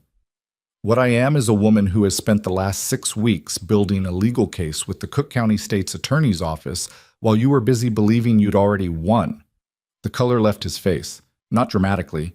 It just drained, efficiently, the way blood leaves a wound. "The property transfer is documented as a forgery," I said. "The wire transfers have been traced to 3 accounts, including the one under your name in Delaware. Gerard Whitfield has already been interviewed by investigators, and every word you have said in this room in the last 4 minutes has been recorded." Logan's eyes went to Naomi. Naomi looked back at him with the expression of a woman who has nothing left to pretend. He turned toward the door. Detective Webb stepped from behind the partition. His colleague stepped through the doorway from the hall. Logan stopped moving. "Logan Cole," Detective Webb said, with the flat procedural calm of a man doing a job he has done many times. "You're under arrest for financial fraud, elder financial exploitation, forgery of a legal document, and conspiracy to commit same." He paused. "You have the right to remain silent." Logan said nothing. He looked at the detective. He looked at me. And then he looked at Vanessa, and it was the first time I saw something real in his face. Not concern, not warmth, not the pleasant easiness he'd carried through years of dinners at my table. Something cold and assessing, calculating even now, even here, whether her presence was an asset or a liability. Vanessa was not looking at him. She was looking at me. "I'm sorry," she said. And then again, because once wasn't enough for what she was carrying. "Mom, I'm so sorry." I did not answer her. Not because I had nothing to say. I had more to say than either of us could have survived in that room at that moment. But because some things need space around them to be real. Because an apology delivered in the same room where the crime is being dismantled is not the same as an apology that has had time to stand on its own. I looked at my daughter and I let her see my face, all of it, the exhaustion and the grief and the love that I had not managed to kill even when I'd tried, and I said nothing. Logan was handcuffed with the leather portfolio still under his arm. One of the officers took it from him, and he let it go. And that was the last thing I watched, the folder leaving his hands, the documents he'd brought for me to sign, the property authorization, the Millbrook House admission, the papers designed to finalize the disappearance of my entire life, sliding into an evidence bag. Naomi was at my side. She put her hand on my shoulder briefly and then took it away. She's not a woman who overextends gestures, and I've always appreciated that about her. "It's done," she said. I looked at the ceiling of that room, the water stain in the upper left corner, the fluorescent light with the slight flicker, the absolutely ordinary institutional ugliness of a place where real things happen to real people every day, without drama or orchestration, just the ongoing difficulty of being human. "Not yet," I said, "but close." What I didn't tell Naomi then, what I hadn't told anyone, because there was no one to tell it to who would understand the specific weight of it, was what I'd seen in Vanessa's face when she said stop. I had studied faces for 42 years. I had looked at people in the worst moments of their lives and tried to read what they needed before they could say it. And what I'd seen in my daughter's face in that moment was not performance and not strategy. It was a person recognizing herself in a mirror and not being able to look away. I didn't know what to do with that yet. I knew it mattered. I knew it was going to cost me something to figure out what it meant. But it was real. And real things, in my experience, deserve to be taken seriously even when they're inconvenient. Even when they come from someone who locked you out in January and watched your shadow through the glass and turned the light off. Even then, the room began to fill with the procedural activity that follows an arrest. The documenting, the photographing, the careful logging of everything Logan had brought with him. Naomi was on the phone with the prosecutorial assistant. Detective Webb was speaking in low tones to his colleague near the window. Vanessa had been asked to wait in the hallway, and through the small window in the door I could see the shape of her, standing with her arms crossed over her chest, the way she'd stood since she was a teenager when she was trying not to fall apart. I lay back against the pillow, because my body had decided that the adrenaline was done and the debt was due. The fatigue came down like a curtain, heavy and immediate. My hands were shaking now, delayed, the shaking the body does when the crisis has passed and it finally has permission. I pressed them flat against the mattress until they stopped. Outside the window, Chicago continued at its usual indifferent scale. Traffic on North Clark. A delivery truck idling. The specific gray of a February sky that has been gray for so long it no longer remembers being anything else. I had been locked out of my home 41 days ago. 41 days? I had been through 5 rounds of chemotherapy. I had lived in a motel room. I had watched my finances be dismantled and my property stolen and a plan built to erase me from my own life. And I was still here, still functional. Still in possession of the thing that Logan Cole had never understood was the most valuable thing I owned because it was not listed on any document and could not be transferred to a Delaware LLC. The knowledge of who I was, that had never been up for grabs. The criminal justice system does not move the way people imagine it does from the outside. From the outside, from the position of someone who has been wronged, who has built a case, who has watched the arrest happen in a room they were lying in. It looks like momentum. It looks like a thing that has been set in motion and will now continue at the pace the situation deserves. You think, it happened, so now the rest will follow. You think the machinery will match the urgency you feel in your chest. What actually happens is paperwork, hearings, continuances, a calendar that operates on institutional time rather than human time. A process that is deliberately slow because speed in criminal proceedings tends to benefit whoever has less to lose. And Logan Cole had a great deal to lose and an attorney who understood exactly how to use every procedural mechanism available to extend the timeline, create doubt, and exhaust the people on the other side. His attorney was a man named Richard Falco, who had a downtown office and a reputation for representing clients who required the kind of defense that comes with a significant retainer. Falco filed motions within 48 hours of the arrest. A motion to suppress the recording from the hospice room, arguing that the staging of the encounter constituted entrapment. A motion challenging the validity of the financial forensics. A motion questioning the chain of custody on the property transfer document. Naomi had anticipated all of it. She had, as she put it, left no doors unlocked. But anticipating the motions and defeating them are two different kinds of work, and that work took months. Those months were not easy months. I went through my 6th and 7th rounds of chemotherapy. Dr. Huang adjusted the regimen in March after my scan showed the lymphoma responding. Not dramatically, not the kind of response that produces clear celebration, but movement in the right direction, the kind that means the treatment is doing what it's supposed to do. I sat with that information in her office, and I said, okay. And she looked at me over her reading glasses and said, Evelyn, this is actually good news. And I said, I know, I'm just tired. She said, I know you are. We sat together in that quiet for a moment, which is the closest Patricia Huang gets to tenderness, and it was enough. I had moved out of the motel in March.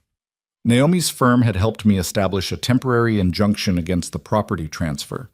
The Delaware LLC had been legally frozen pending criminal proceedings, which meant the brownstone was in legal limbo, but also that Logan couldn't sell it.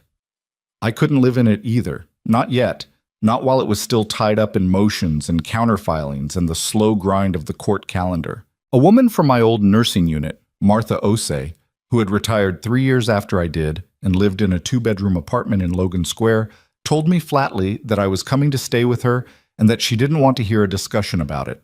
Martha was 64 and had the energy of someone 20 years younger and the stubbornness of someone who had survived 38 years of hospital nursing and come out the other side with extremely clear opinions about what she would and wouldn't tolerate.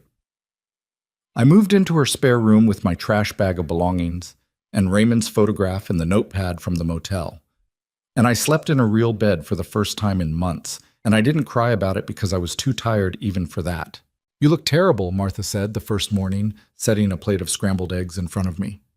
Thank you, I said. I mean it as a medical assessment, not an insult. I know, I agree with the assessment. Are you eating? When I can keep things down. She sat across from me and watched me eat with the clinical attention of a nurse assessing a patient, which is what she was doing. You're going to get through this, she said. It wasn't the performative reassurance that people offer when they don't know what else to say. It was a statement of what she had observed and calculated. I know, I said. And I did. That was never really the question. The question was what I was going to be on the other side of it. The preliminary hearing was in April. I sat in the courtroom gallery and watched Logan Cole's attorney perform the particular theater of high-stakes criminal defense. The careful suit, the measured tone, the language that takes facts and wraps them in enough ambiguity to make certainty seem arrogant. Falco was good at his job. I could acknowledge that without liking it. He stood before the judge, a woman named the Honorable Sandra Marsh, who had the focused patience of someone who has heard every version of every argument and is not going to be rushed by any of them. And he argued that his client had acted in good faith based on documents that were legally executed and that the financial transfers were authorized by powers of attorney that Evelyn Harper had signed willingly. He used the phrase cognitively compromised 3 times in 11 minutes. Each time I felt something tighten in my chest that I had to consciously release. Naomi presented the countervailing evidence with the efficiency of someone who has organized a case for maximum impact and minimum wasted motion. The forensic document examiner's report on the forged signature. The financial trail documentation showing the specific dates and amounts of unauthorized transfers. The recording from the hospice room. The evidence of prior conduct from Cincinnati. Logan's prior marriages and the civil settlement. Gerard Whitfield's statement to investigators, which had taken some persuasion to obtain, but which, once obtained, was comprehensive and damning. Judge Marsh denied all 3 of Falco's suppression motions. I heard Logan exhale from across the room. It was the first time I'd heard him make a sound that wasn't controlled. After the hearing, Naomi found me in the hallway. She had a coffee, and she looked like she'd been awake since 4, which she probably had. "He's going to try to deal," she said. "Falco will call me by end of week." "Will you take a deal?" "That depends on what they offer, and on what the state's attorney's office wants to do." She looked at me carefully. "What do you want?" I thought about that question the way I'd been thinking about it for months, turning it over, examining it from different angles. What I wanted, and what was strategically correct, and what was emotionally true, were 3 overlapping circles that didn't entirely coincide. "I want it on record," I said. "All of it. Everything he did. Not just a plea that gets summarized in 3 lines. I want a proceeding where the full scope of what he planned is documented and public." Naomi nodded slowly. "That's a trial, if that's what it takes." "Trials are long. They're exhausting. You'd have to testify.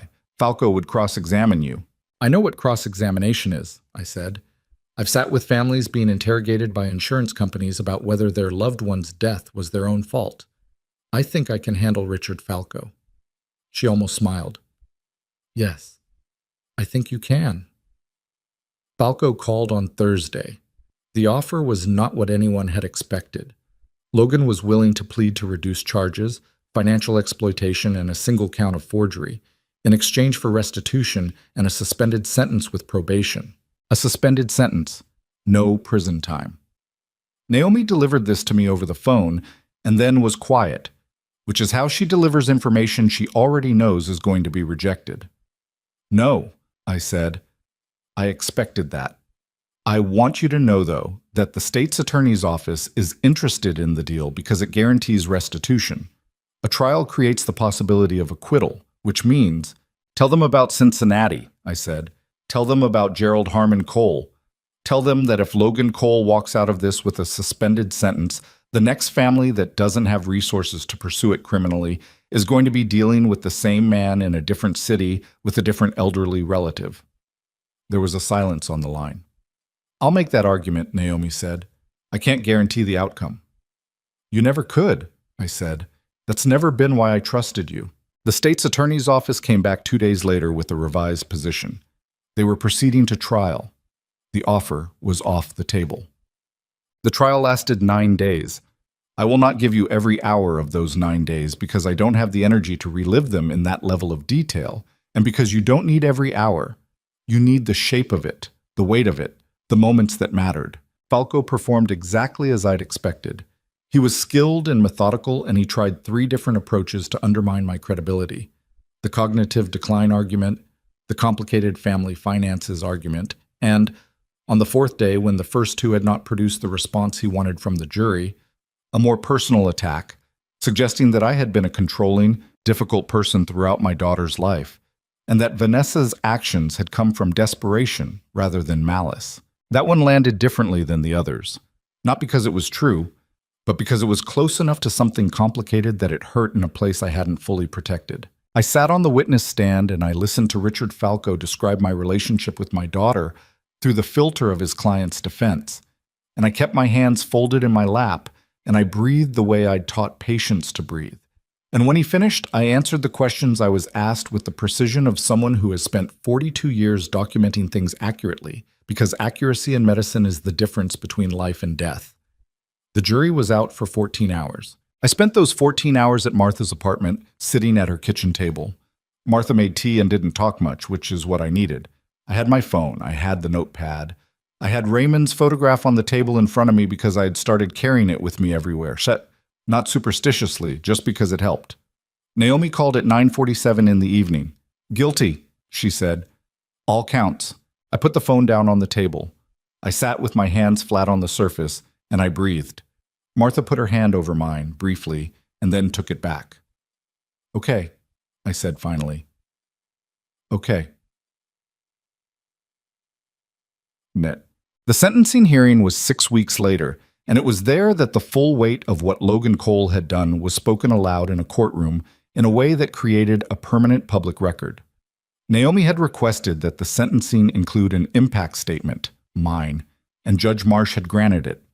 I had written the statement over 3 drafts across 2 weeks, crossing out the things that felt performative or self-pitying, keeping the things that were simply true. I stood at the podium and I spoke for 7 minutes. I told the court what it meant to be locked out of my home in January while undergoing chemotherapy. I told them about the motel, about checking my bank account and finding $47.18, about the trash bag with Raymond's photograph inside it. I told them about Gerald Harmon Cole, a retired school teacher in Cincinnati who hadn't had anyone to build a case for him, and about the fact that the man being sentenced today had done this before and had been allowed to move on to doing it again. I told them that what Logan Cole had targeted was not just my money or my property, but my sense of safety in my own life. The fundamental belief that the people closest to you are not calculating your vulnerability. Elder financial abuse, I said, is not a technicality. It is not a complicated family situation. It is the deliberate targeting of people who have spent their lives building something by people who calculate that they are too sick or too tired or too isolated to fight back. I looked up from my papers. I was sick. I was tired. But I was not done. Judge Sandra Marsh sentenced Logan Cole to 11 years in a state correctional facility. Fraud. Financial exploitation of a vulnerable adult. Forgery. The murder-adjacent charges tied to the Millbrook House scheme, specifically the documented intent to place a medically compromised individual in a facility with restricted access, in a manner that investigators argued constituted reckless endangerment, added additional time to the calculation. Falco appealed immediately. The appeal was his right. It didn't change what the sentence was. I watched Logan Cole walk out of that courtroom in custody, and I felt not satisfaction exactly. Something quieter. The particular stillness that comes when a thing that has been wrong for a long time becomes right, and the world reorganizes itself around the correction. Vanessa's situation was handled separately, as Dennis had anticipated months earlier. She had cooperated with the prosecution fully. She had provided investigators with access to records Logan had kept on his phone, records that included communications with Gerard Whitfield, with the Millbrook House admissions coordinator, with the real estate broker who had been lined up to sell my brownstone. Her cooperation had been the difference between a case that was strong and a case that was airtight. She received 18 months, suspended to 12 with mandatory rehabilitation conditions and full restitution obligations. She would serve time. Not the kind that Logan was facing, but time. And restitution, real financial obligation, structured and court-ordered, that would follow her for years. I was not asked whether I thought the sentence was fair. Nobody asked the victim that, really.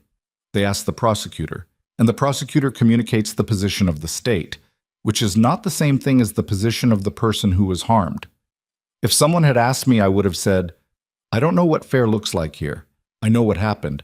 I know she cooperated. I know she said stop when it would have been easier not to. And I know that none of that erases the night she watched me through frosted glass and turned the light off. Both things can be true. That's what I've learned in 69 years. Things that seem contradictory are often just complex. A person can be your child and also someone who hurt you past the point of easy repair. A sentence can be legally appropriate and still feel insufficient and still be the right outcome. You can forgive someone, not for their sake, but because carrying unforgiveness is a weight that belongs to you, not to them, and still not be able to go back to what you were before. What I did not expect was what happened the day the sentencing was complete. When I was walking out of the courthouse on California Avenue into a cold March afternoon with Naomi beside me and Martha behind me, my phone rang. Unknown number. I almost didn't answer, but something, the nurse's instinct, the habit of responding to signals, made me pick up. "Is this Evelyn Harper?" A young woman's voice, young but not uncertain, careful. "Who's calling?" I said. A pause. Then, "My name is Skylar Reed." Another pause, longer. I think you might be my grandmother." I stopped walking. Naomi turned to look at me. Martha nearly ran into me from behind. I held up one hand. "Wait," and I stepped to the side of the courthouse steps, into the cold wind off California Avenue, and I said, "Say that again." "My name is Skylar Reed. My mother is Vanessa Cole. The voice wavered and then steadied. "She kept me from you. I've known about you for a long time. I'm 21. I've been trying to find you for 2 years." The wind off the street, the noise of traffic. Naomi watching my face with an expression I'd never seen on her before. Martha with her hand over her mouth. "Skylar," I said. My voice came out smaller than I intended. "Where are you?" "I'm in Chicago. I've been in Chicago for 3 months. I saw your name in the court records. The case was public record. I found it." She paused. I know the timing is terrible. I know today is complicated, but I've been waiting for the case to be over because I didn't want to make things harder, and I needed to." "Where in Chicago?" I said. "Wicker Park. I have an apartment on—" "Are you free today?" I said. A long silence. Then very quietly, "Yes." "Then give me your address," I said. "I'll come to you." Martha was already crying, which she would deny later. Naomi had turned away and was looking at something in the middle distance with great concentration. I wrote down the address on the notepad, the one from the motel with the wrong Chicago skyline. And I put the phone in my pocket and I stood there on the courthouse steps for a moment, feeling the cold, feeling the weight of the day, feeling something that I didn't have a precise word for yet. Raymond and I had not known about a grandchild. We had not known because Vanessa had kept it from us, both of us, for years. And the reasons for that were buried in a version of Vanessa's life I didn't have full access to, in choices she'd made before Logan, before the money, before all of it. What I knew was that somewhere in Wicker Park, a 21-year-old woman had spent 2 years looking for me. 2 years looking, while I had not known she existed. "Are you all right?" Naomi asked. "No," I said. And then, "Yes, I don't know. I have somewhere to be." "Go," Naomi said. Simply, just go. I went. The ride to Wicker Park took 22 minutes. Martha insisted on coming, and I let her, because I didn't want to be alone with something this large, and because Martha Osei had been a fixed point in my life for 30 years, and fixed points have value. The building was a 3-story walk-up on a residential street, the kind of street that has old trees and narrow yards and a quality of quiet that you don't find in every Chicago neighborhood. I stood on the sidewalk and looked up at it and breathed. In through the nose, out through the mouth. Martha put her hand on my arm. "Ready?" "No," I said. "Let's go anyway." The young woman who opened the door on the second floor had Vanessa's cheekbones and Raymond's eyes. That second detail hit me so hard I had to grip the doorframe. Raymond's eyes. That specific warm brown with the slight downward tilt at the outer corners that I had looked at across a dinner table for 32 years. She looked at me. She looked like she was trying not to fall apart and mostly succeeding. "Hi," she said. "Hi," I said. We stood in the doorway for a moment, 2 people making calculations about what this was and what it was allowed to be, and how much weight the first few seconds could hold without breaking something important. Then she stepped back and said, "Come in," and I came in. Her apartment was small and a little cluttered in the way of someone who has lived somewhere temporary long enough to start making it real. Books in stacks. A plant on the windowsill that was alive but not thriving, the way plants are when someone means to water them more than they do. A photograph on the bookshelf, and I saw it immediately, the way you see the things that pull at you, of a woman holding an infant, the woman's face turned down toward the baby, And even from across the room, I recognized something in the angle of the shoulders. Vanessa, young, before everything, holding this child she had kept from us. She told me about you, Skylar said, from the kitchen where she was putting water on for something. More in the last year than ever before. I think, a pause. I think she knew things were going to come out. I think she was trying to get ahead of something she felt. The water started. She told me you were a nurse. She said you were the most stubborn person she'd ever met, and she meant it as a compliment, most of the time. I sat down on the small couch. Martha sat beside me. I looked at the young woman who was my granddaughter coming out of the kitchen with 2 mugs, and I thought about the morning I'd left the hospital after treatment 7 months ago, getting on the bus alone because Vanessa hadn't come. I had been alone in a way I hadn't fully let myself measure. You get through things by not measuring them. You put your head down and you move through the work, and you don't stop to calculate the depth of the particular loneliness that comes from being sick and 69 and cut off from the people you thought were your people. But I had not been as alone as I'd thought. There had been a 21-year-old woman in Wicker Park who was looking for me. She told you I was stubborn, I said. Skylar set a mug in front of me and sat down in the chair across from the couch. She said when you made up your mind about something, that was it. She said it was the thing that drove her most crazy and the thing she respected most. She looked at her hands for a moment. She doesn't know I called you, not yet. Does she know you were looking for me? She knows. She gave me your name. That was... Skylar paused. That was the last thing she did before everything fell apart. She called me and she gave me your name and she said, you should know your grandmother. Her voice was steady, but her eyes weren't. I think she knew what was going to happen. With the case, with the arrest. I think she was trying to give me something that she couldn't take from me later. I sat with that for a long time. Outside, the afternoon was doing what Chicago afternoons do in March. Gray, persistent, with a quality of light that suggests spring is somewhere in the future but won't commit to a date. Martha had wrapped both hands around her mug and was being very quiet, which for Martha is an act of significant self-control. Skylar, I said finally. She looked up. I'm not going to pretend I know what this is yet, I said. I don't know what we are to each other, or what we're going to be. I don't know how we navigate the parts of this that involve your mother. I'm not going to make you promises I don't know if I can keep, and I'm not going to pretend everything is simple because it isn't. I looked at her steadily. What I can tell you is that you're not a stranger to me.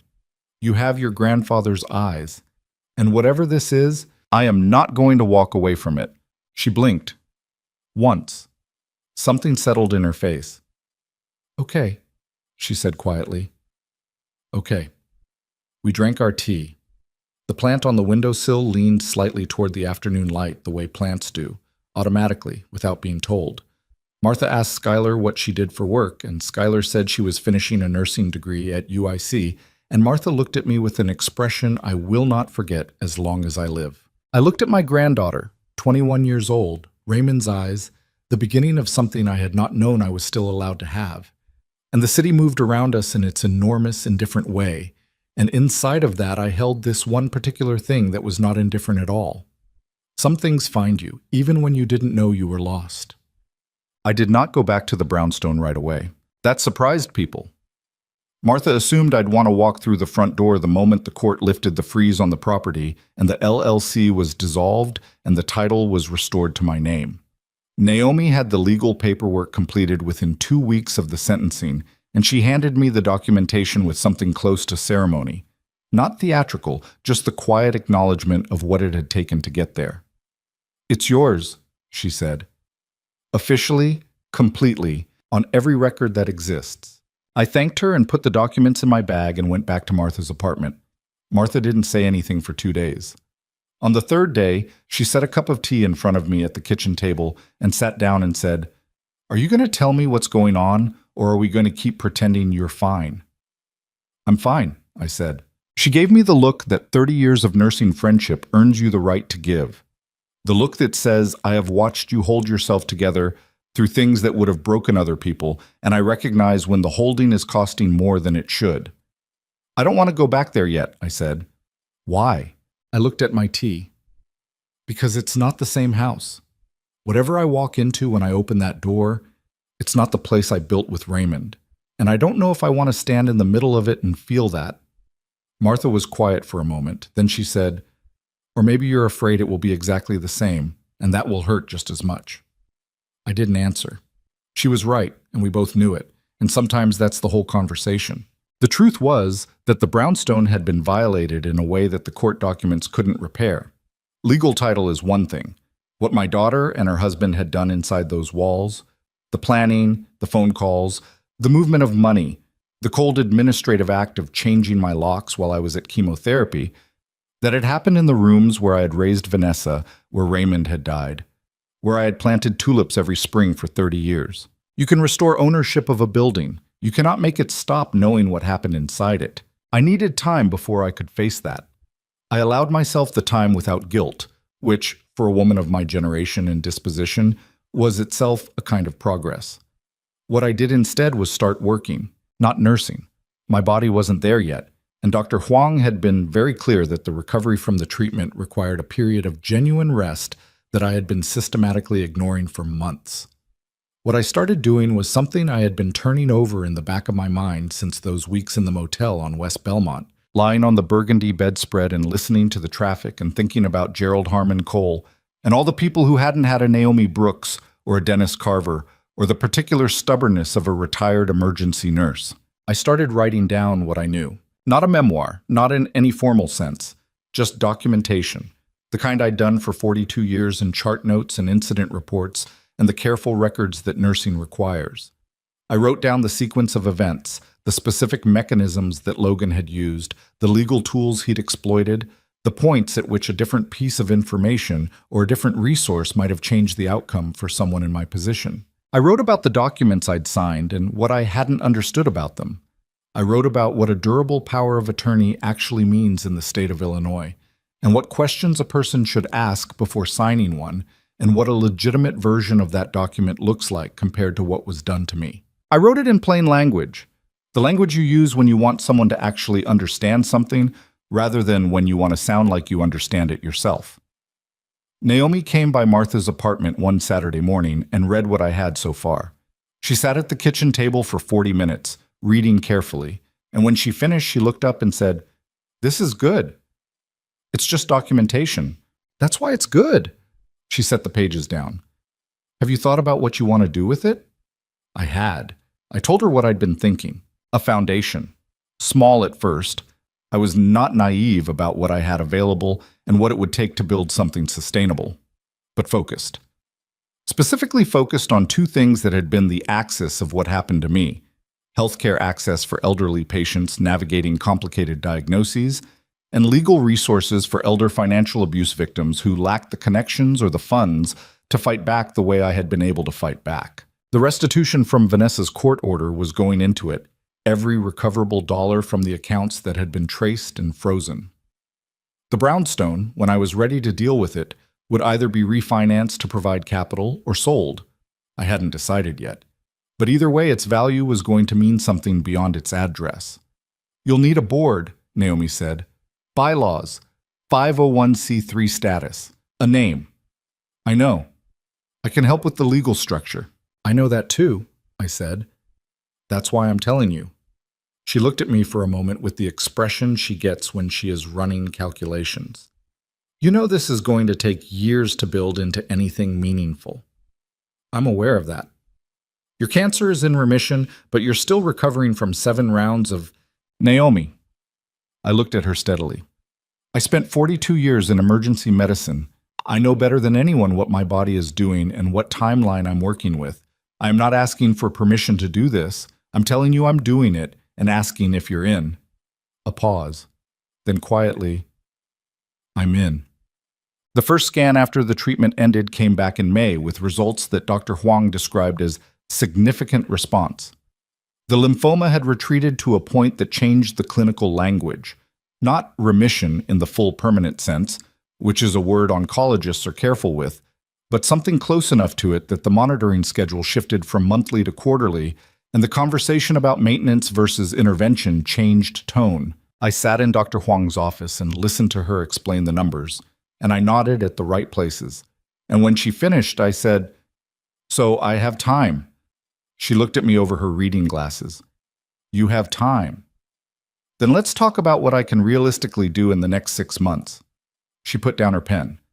"You're doing that foundation thing." "Yes," Martha told me. Of course she did. Evelyn. She said my name with the particular weight of a physician who is trying to balance professional responsibility against the recognition that her patient is not someone who responds to conventional advice.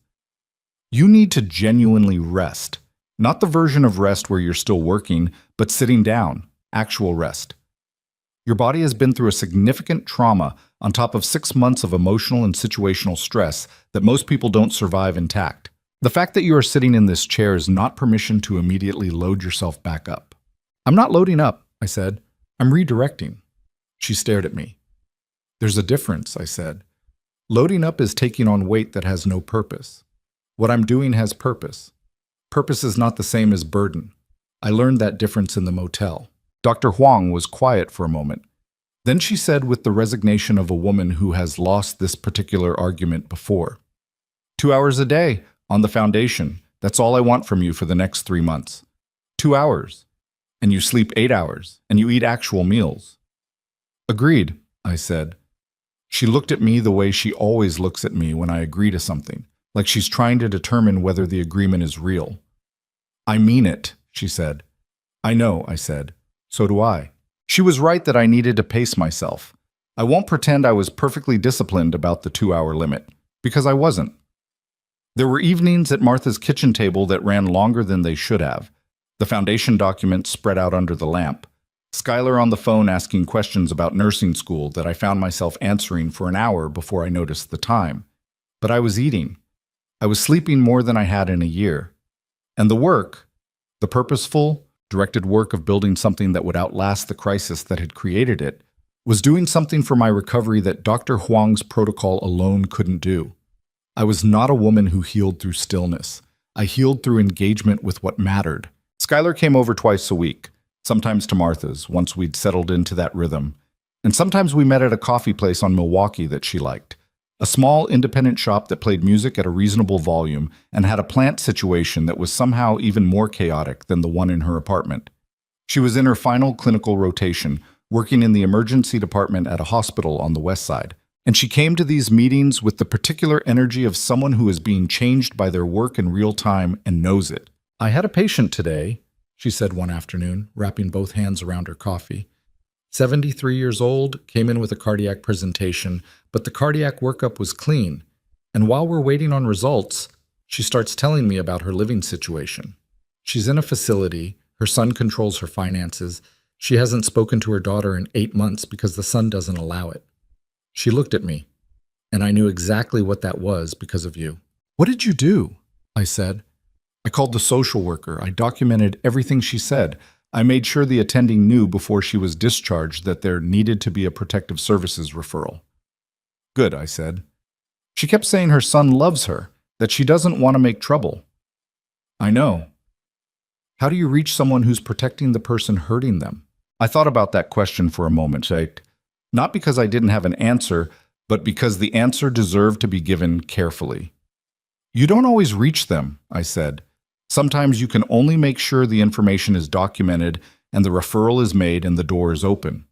Some people have to decide for themselves when they're ready to walk through it. What you can do is make sure the door exists." Skylar nodded slowly, processing. "Is that how you thought about Mom?" The question landed gently, but it landed. I had been waiting for it, not dreading it, just waiting for the moment when the conversation became direct enough to hold it. "I thought about your mother in a lot of different ways," I said honestly. "I'm still thinking about her. It changes." "She asks about you," Skylar said.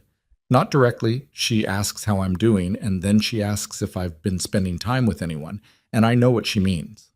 A pause. "She's not ready to ask directly." "I know." "Are you ready to answer directly?" If she asked. I looked at the table for a moment, at the coffee, at the plant on the windowsill of the coffee shop, which was doing somewhat better than Skylar's apartment plant, probably because someone here watered it on a schedule. "Tell me something," I said. "When you started looking for me 2 years ago, What did you expect to find? Skylar thought about it with the seriousness of someone who takes questions seriously. I expected to find someone angry. I expected the story I knew from her side to be different from the reality. I expected it to be complicated. She looked up. I didn't expect you to be like this. Like what? Like, she made a gesture that didn't quite find a word. Still standing, still going forward, after everything. She paused. Most people break. I thought about breaking, I said. In that motel room, the first night, I thought, this might be the thing that finally does it. I looked at her, and then I thought about what breaking actually accomplishes, who it helps, what it changes. I shook my head. I've watched too many people break and then have to put themselves back together in worse circumstances than the original problem. If you're going to spend the energy either way, I'd rather spend it moving forward. Skylar was quiet for a moment, then, I want to work in elder care, not instead of emergency medicine, alongside it. I want to understand how the system fails people and where the intervention points are. That's exactly what I need on the foundation board, I said. She blinked. I'm 21. Raymond was 23 when he had better ideas about financial planning than men twice his age. Age is not the same as judgment. I looked at her steadily. You're going to be a nurse. You're already thinking like one. I want that perspective in the room. She looked at me for a long time with Raymond's eyes. Okay, she said finally. Yes. I went back to the brownstone in June. Not to move back in. That decision was still pending, still living in the space between what I knew logically and what I was ready for emotionally. I went back to assess, to walk through the rooms and understand what I was dealing with before I made any permanent choices. Martha came with me because Martha was always going to come with me, and I had stopped pretending otherwise. We drove because my body had decided that unnecessary effort was no longer interesting to it, and we parked on North Damon, and I sat in the car for a few minutes looking at the front of the building. The tulips had come up. It was June, late enough that they were past their peak, but the green stalks were still there, and some of the later blooming ones still had color. Red. Raymond had always planted red. Things that are rooted don't need permission to return. I got out of the car. The key, my key, the original, which had been returned to me as part of the legal restitution process, along with all locks being restored to their prior state, turned in the lock on the first try. I stood in the doorway for a moment before I went in. The house had been maintained technically. Logan had been meticulous about appearances. The floors were clean. The furniture was where it had been. The kitchen looked almost normal, but there was something in the quality of the air, the particular absence that happens when a place has been inhabited by people who didn't love it, that I noticed immediately. The way a hospital room feels after it's been cleaned, but before anyone has put anything personal in it. Functional. Impersonal. Wrong. I walked through each room slowly. The living room.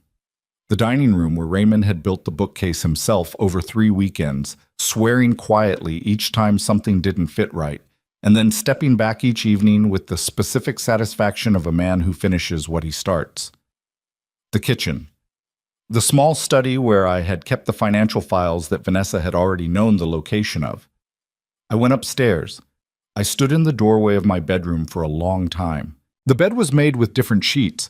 Mine had apparently been disposed of, or moved, or I didn't want to know the specific accounting of what had happened to them. The nightstand was there, but the photograph of Raymond was not, because the photograph of Raymond had been in the trash bag and was now in Martha's spare room, propped against the lamp where I could see it when I woke up. I walked to the window. The backyard was overgrown. No one had done anything with it since the previous fall. Raymond's tool shed in the back corner had its door slightly open, which meant someone had been in it and not bothered to close it properly. Martha appeared beside me. She didn't say anything. She just stood there. I'm not going to move back in, I said. I know, she said. She'd probably known it longer than I had. I'm going to sell it. Okay, the foundation can use the capital, and I can find somewhere that doesn't carry all of this. I paused. Somewhere with a yard. I want to plant tulips.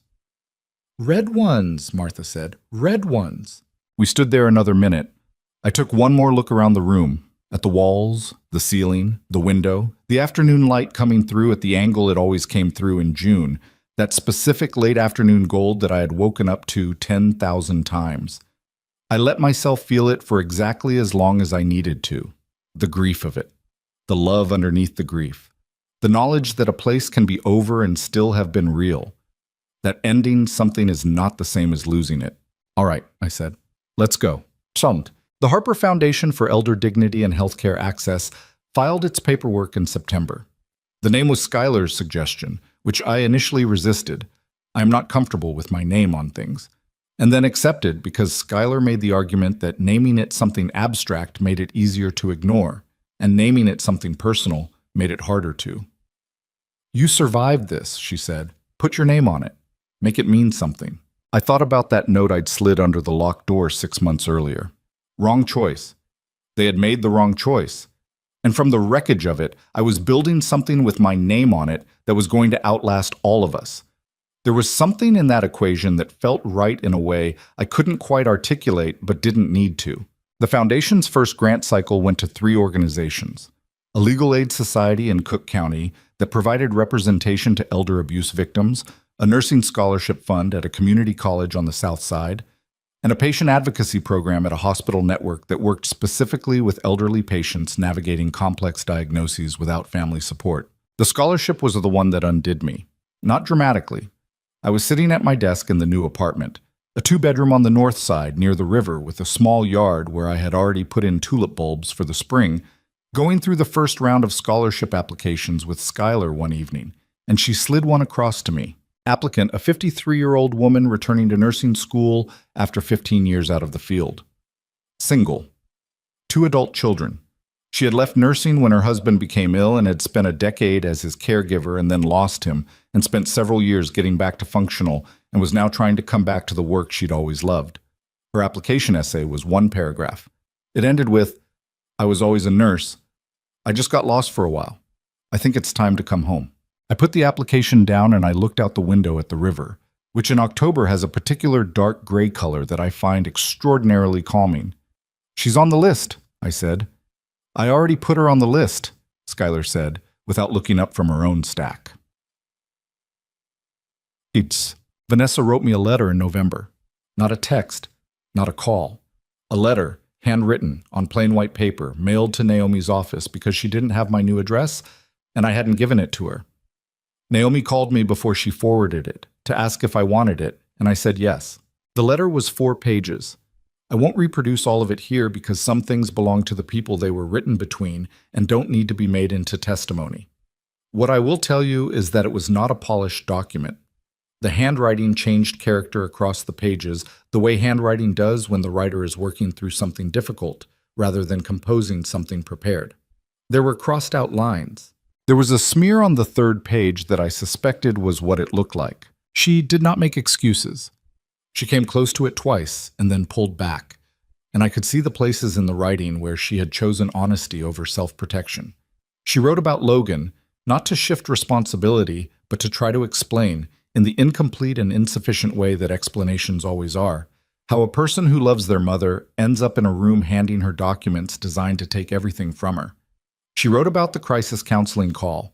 She wrote about standing in that hospice room watching me sit up in that hospital bed. And she said it was the first moment she had felt relieved in 2 years, not afraid, not exposed, but relieved, that the thing she had been helping build was being stopped. Near the end, she wrote, I know I don't get to ask for forgiveness.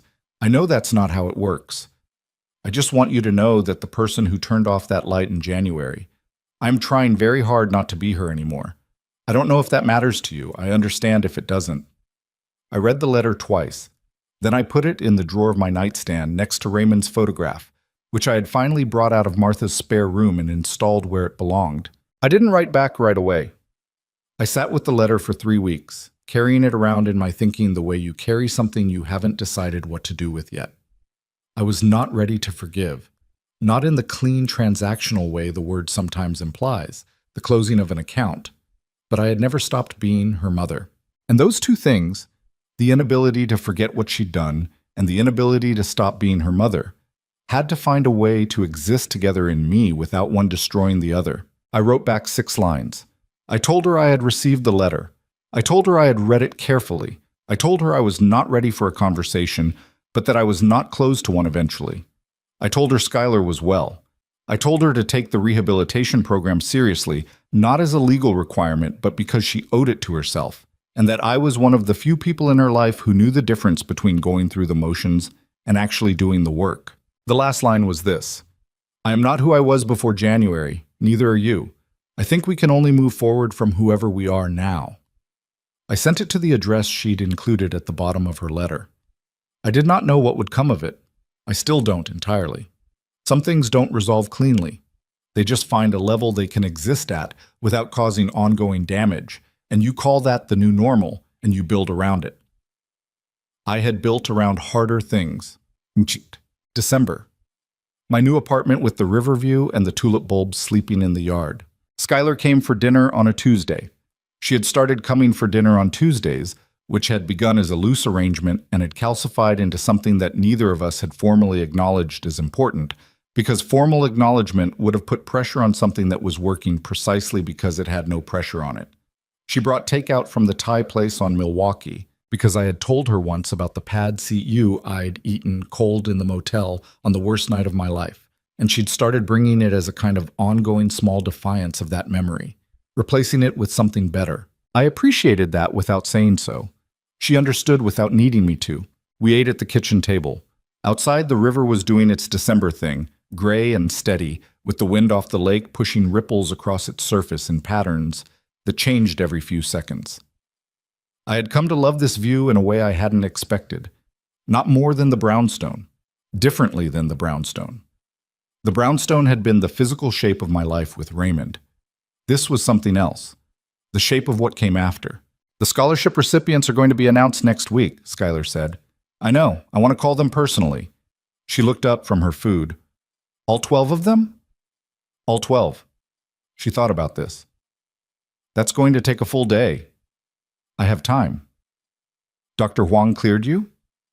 Dr. Huang cleared me for full activity in October. I've been very restrained. Skylar made the exact expression that Martha makes when she suspects I am defining words differently than they are commonly understood. Okay, she said. I'll put together the call list. We ate in the easy quiet that develops between people who have run out of the need to fill silence. After a while, Skylar put down her fork and looked at me with an expression I recognized as the one she gets before she says something she's been thinking about for a while. Can I ask you something? Ask? Do you regret any of it? The case, the trial, all of it. Do you ever think you should have just taken the settlement and let it go? I thought about that question with the seriousness it deserved. I thought about the motel room and the $47.18 and the forged signature and Gerald Harmon Cole in Cincinnati and Millbrook House in Joliet with its restricted visitor policy. I thought about Vanessa's letter in the nightstand drawer. I thought about the woman in her 50s who wanted to come home to nursing, whose application had wrecked me in the best way. No, I said. Not for a single day. Even the hard parts? The hard parts are why it matters, I said. Anyone can do the easy version. The easy version is the one where you accept what you're given and call it enough because fighting costs more than you think you have. The hard version is the one where you find out what you actually have, which turns out to be more than you thought. Skylar was quiet for a moment. Then, I want to be like you when I'm older. You don't, I said. You want to be like yourself. That's the whole point. She smiled at that. Not a performed smile. The real one. The one that reaches her eyes. The one that has Raymond in it. Outside, the December river moved in the dark. The tulip bulbs waited in the frozen yard for a spring that would come whether anyone watched for it or not. Somewhere across the city, a 69-year-old retired nurse's name was on a foundation that was going to spend the next 30 years being a door that stayed open for people who needed it. I had not survived betrayal cleanly. I had survived it messily, imperfectly, with medication and stubbornness and motel coffee and a photograph and the help of people who showed up when I needed them and the occasional act of choosing purpose over collapse. That is what survival actually looks like. Not triumphant, not seamless, just ongoing. I was still here, still going forward, still planting things in the ground that would come back in spring. That was enough. That was, in fact, everything.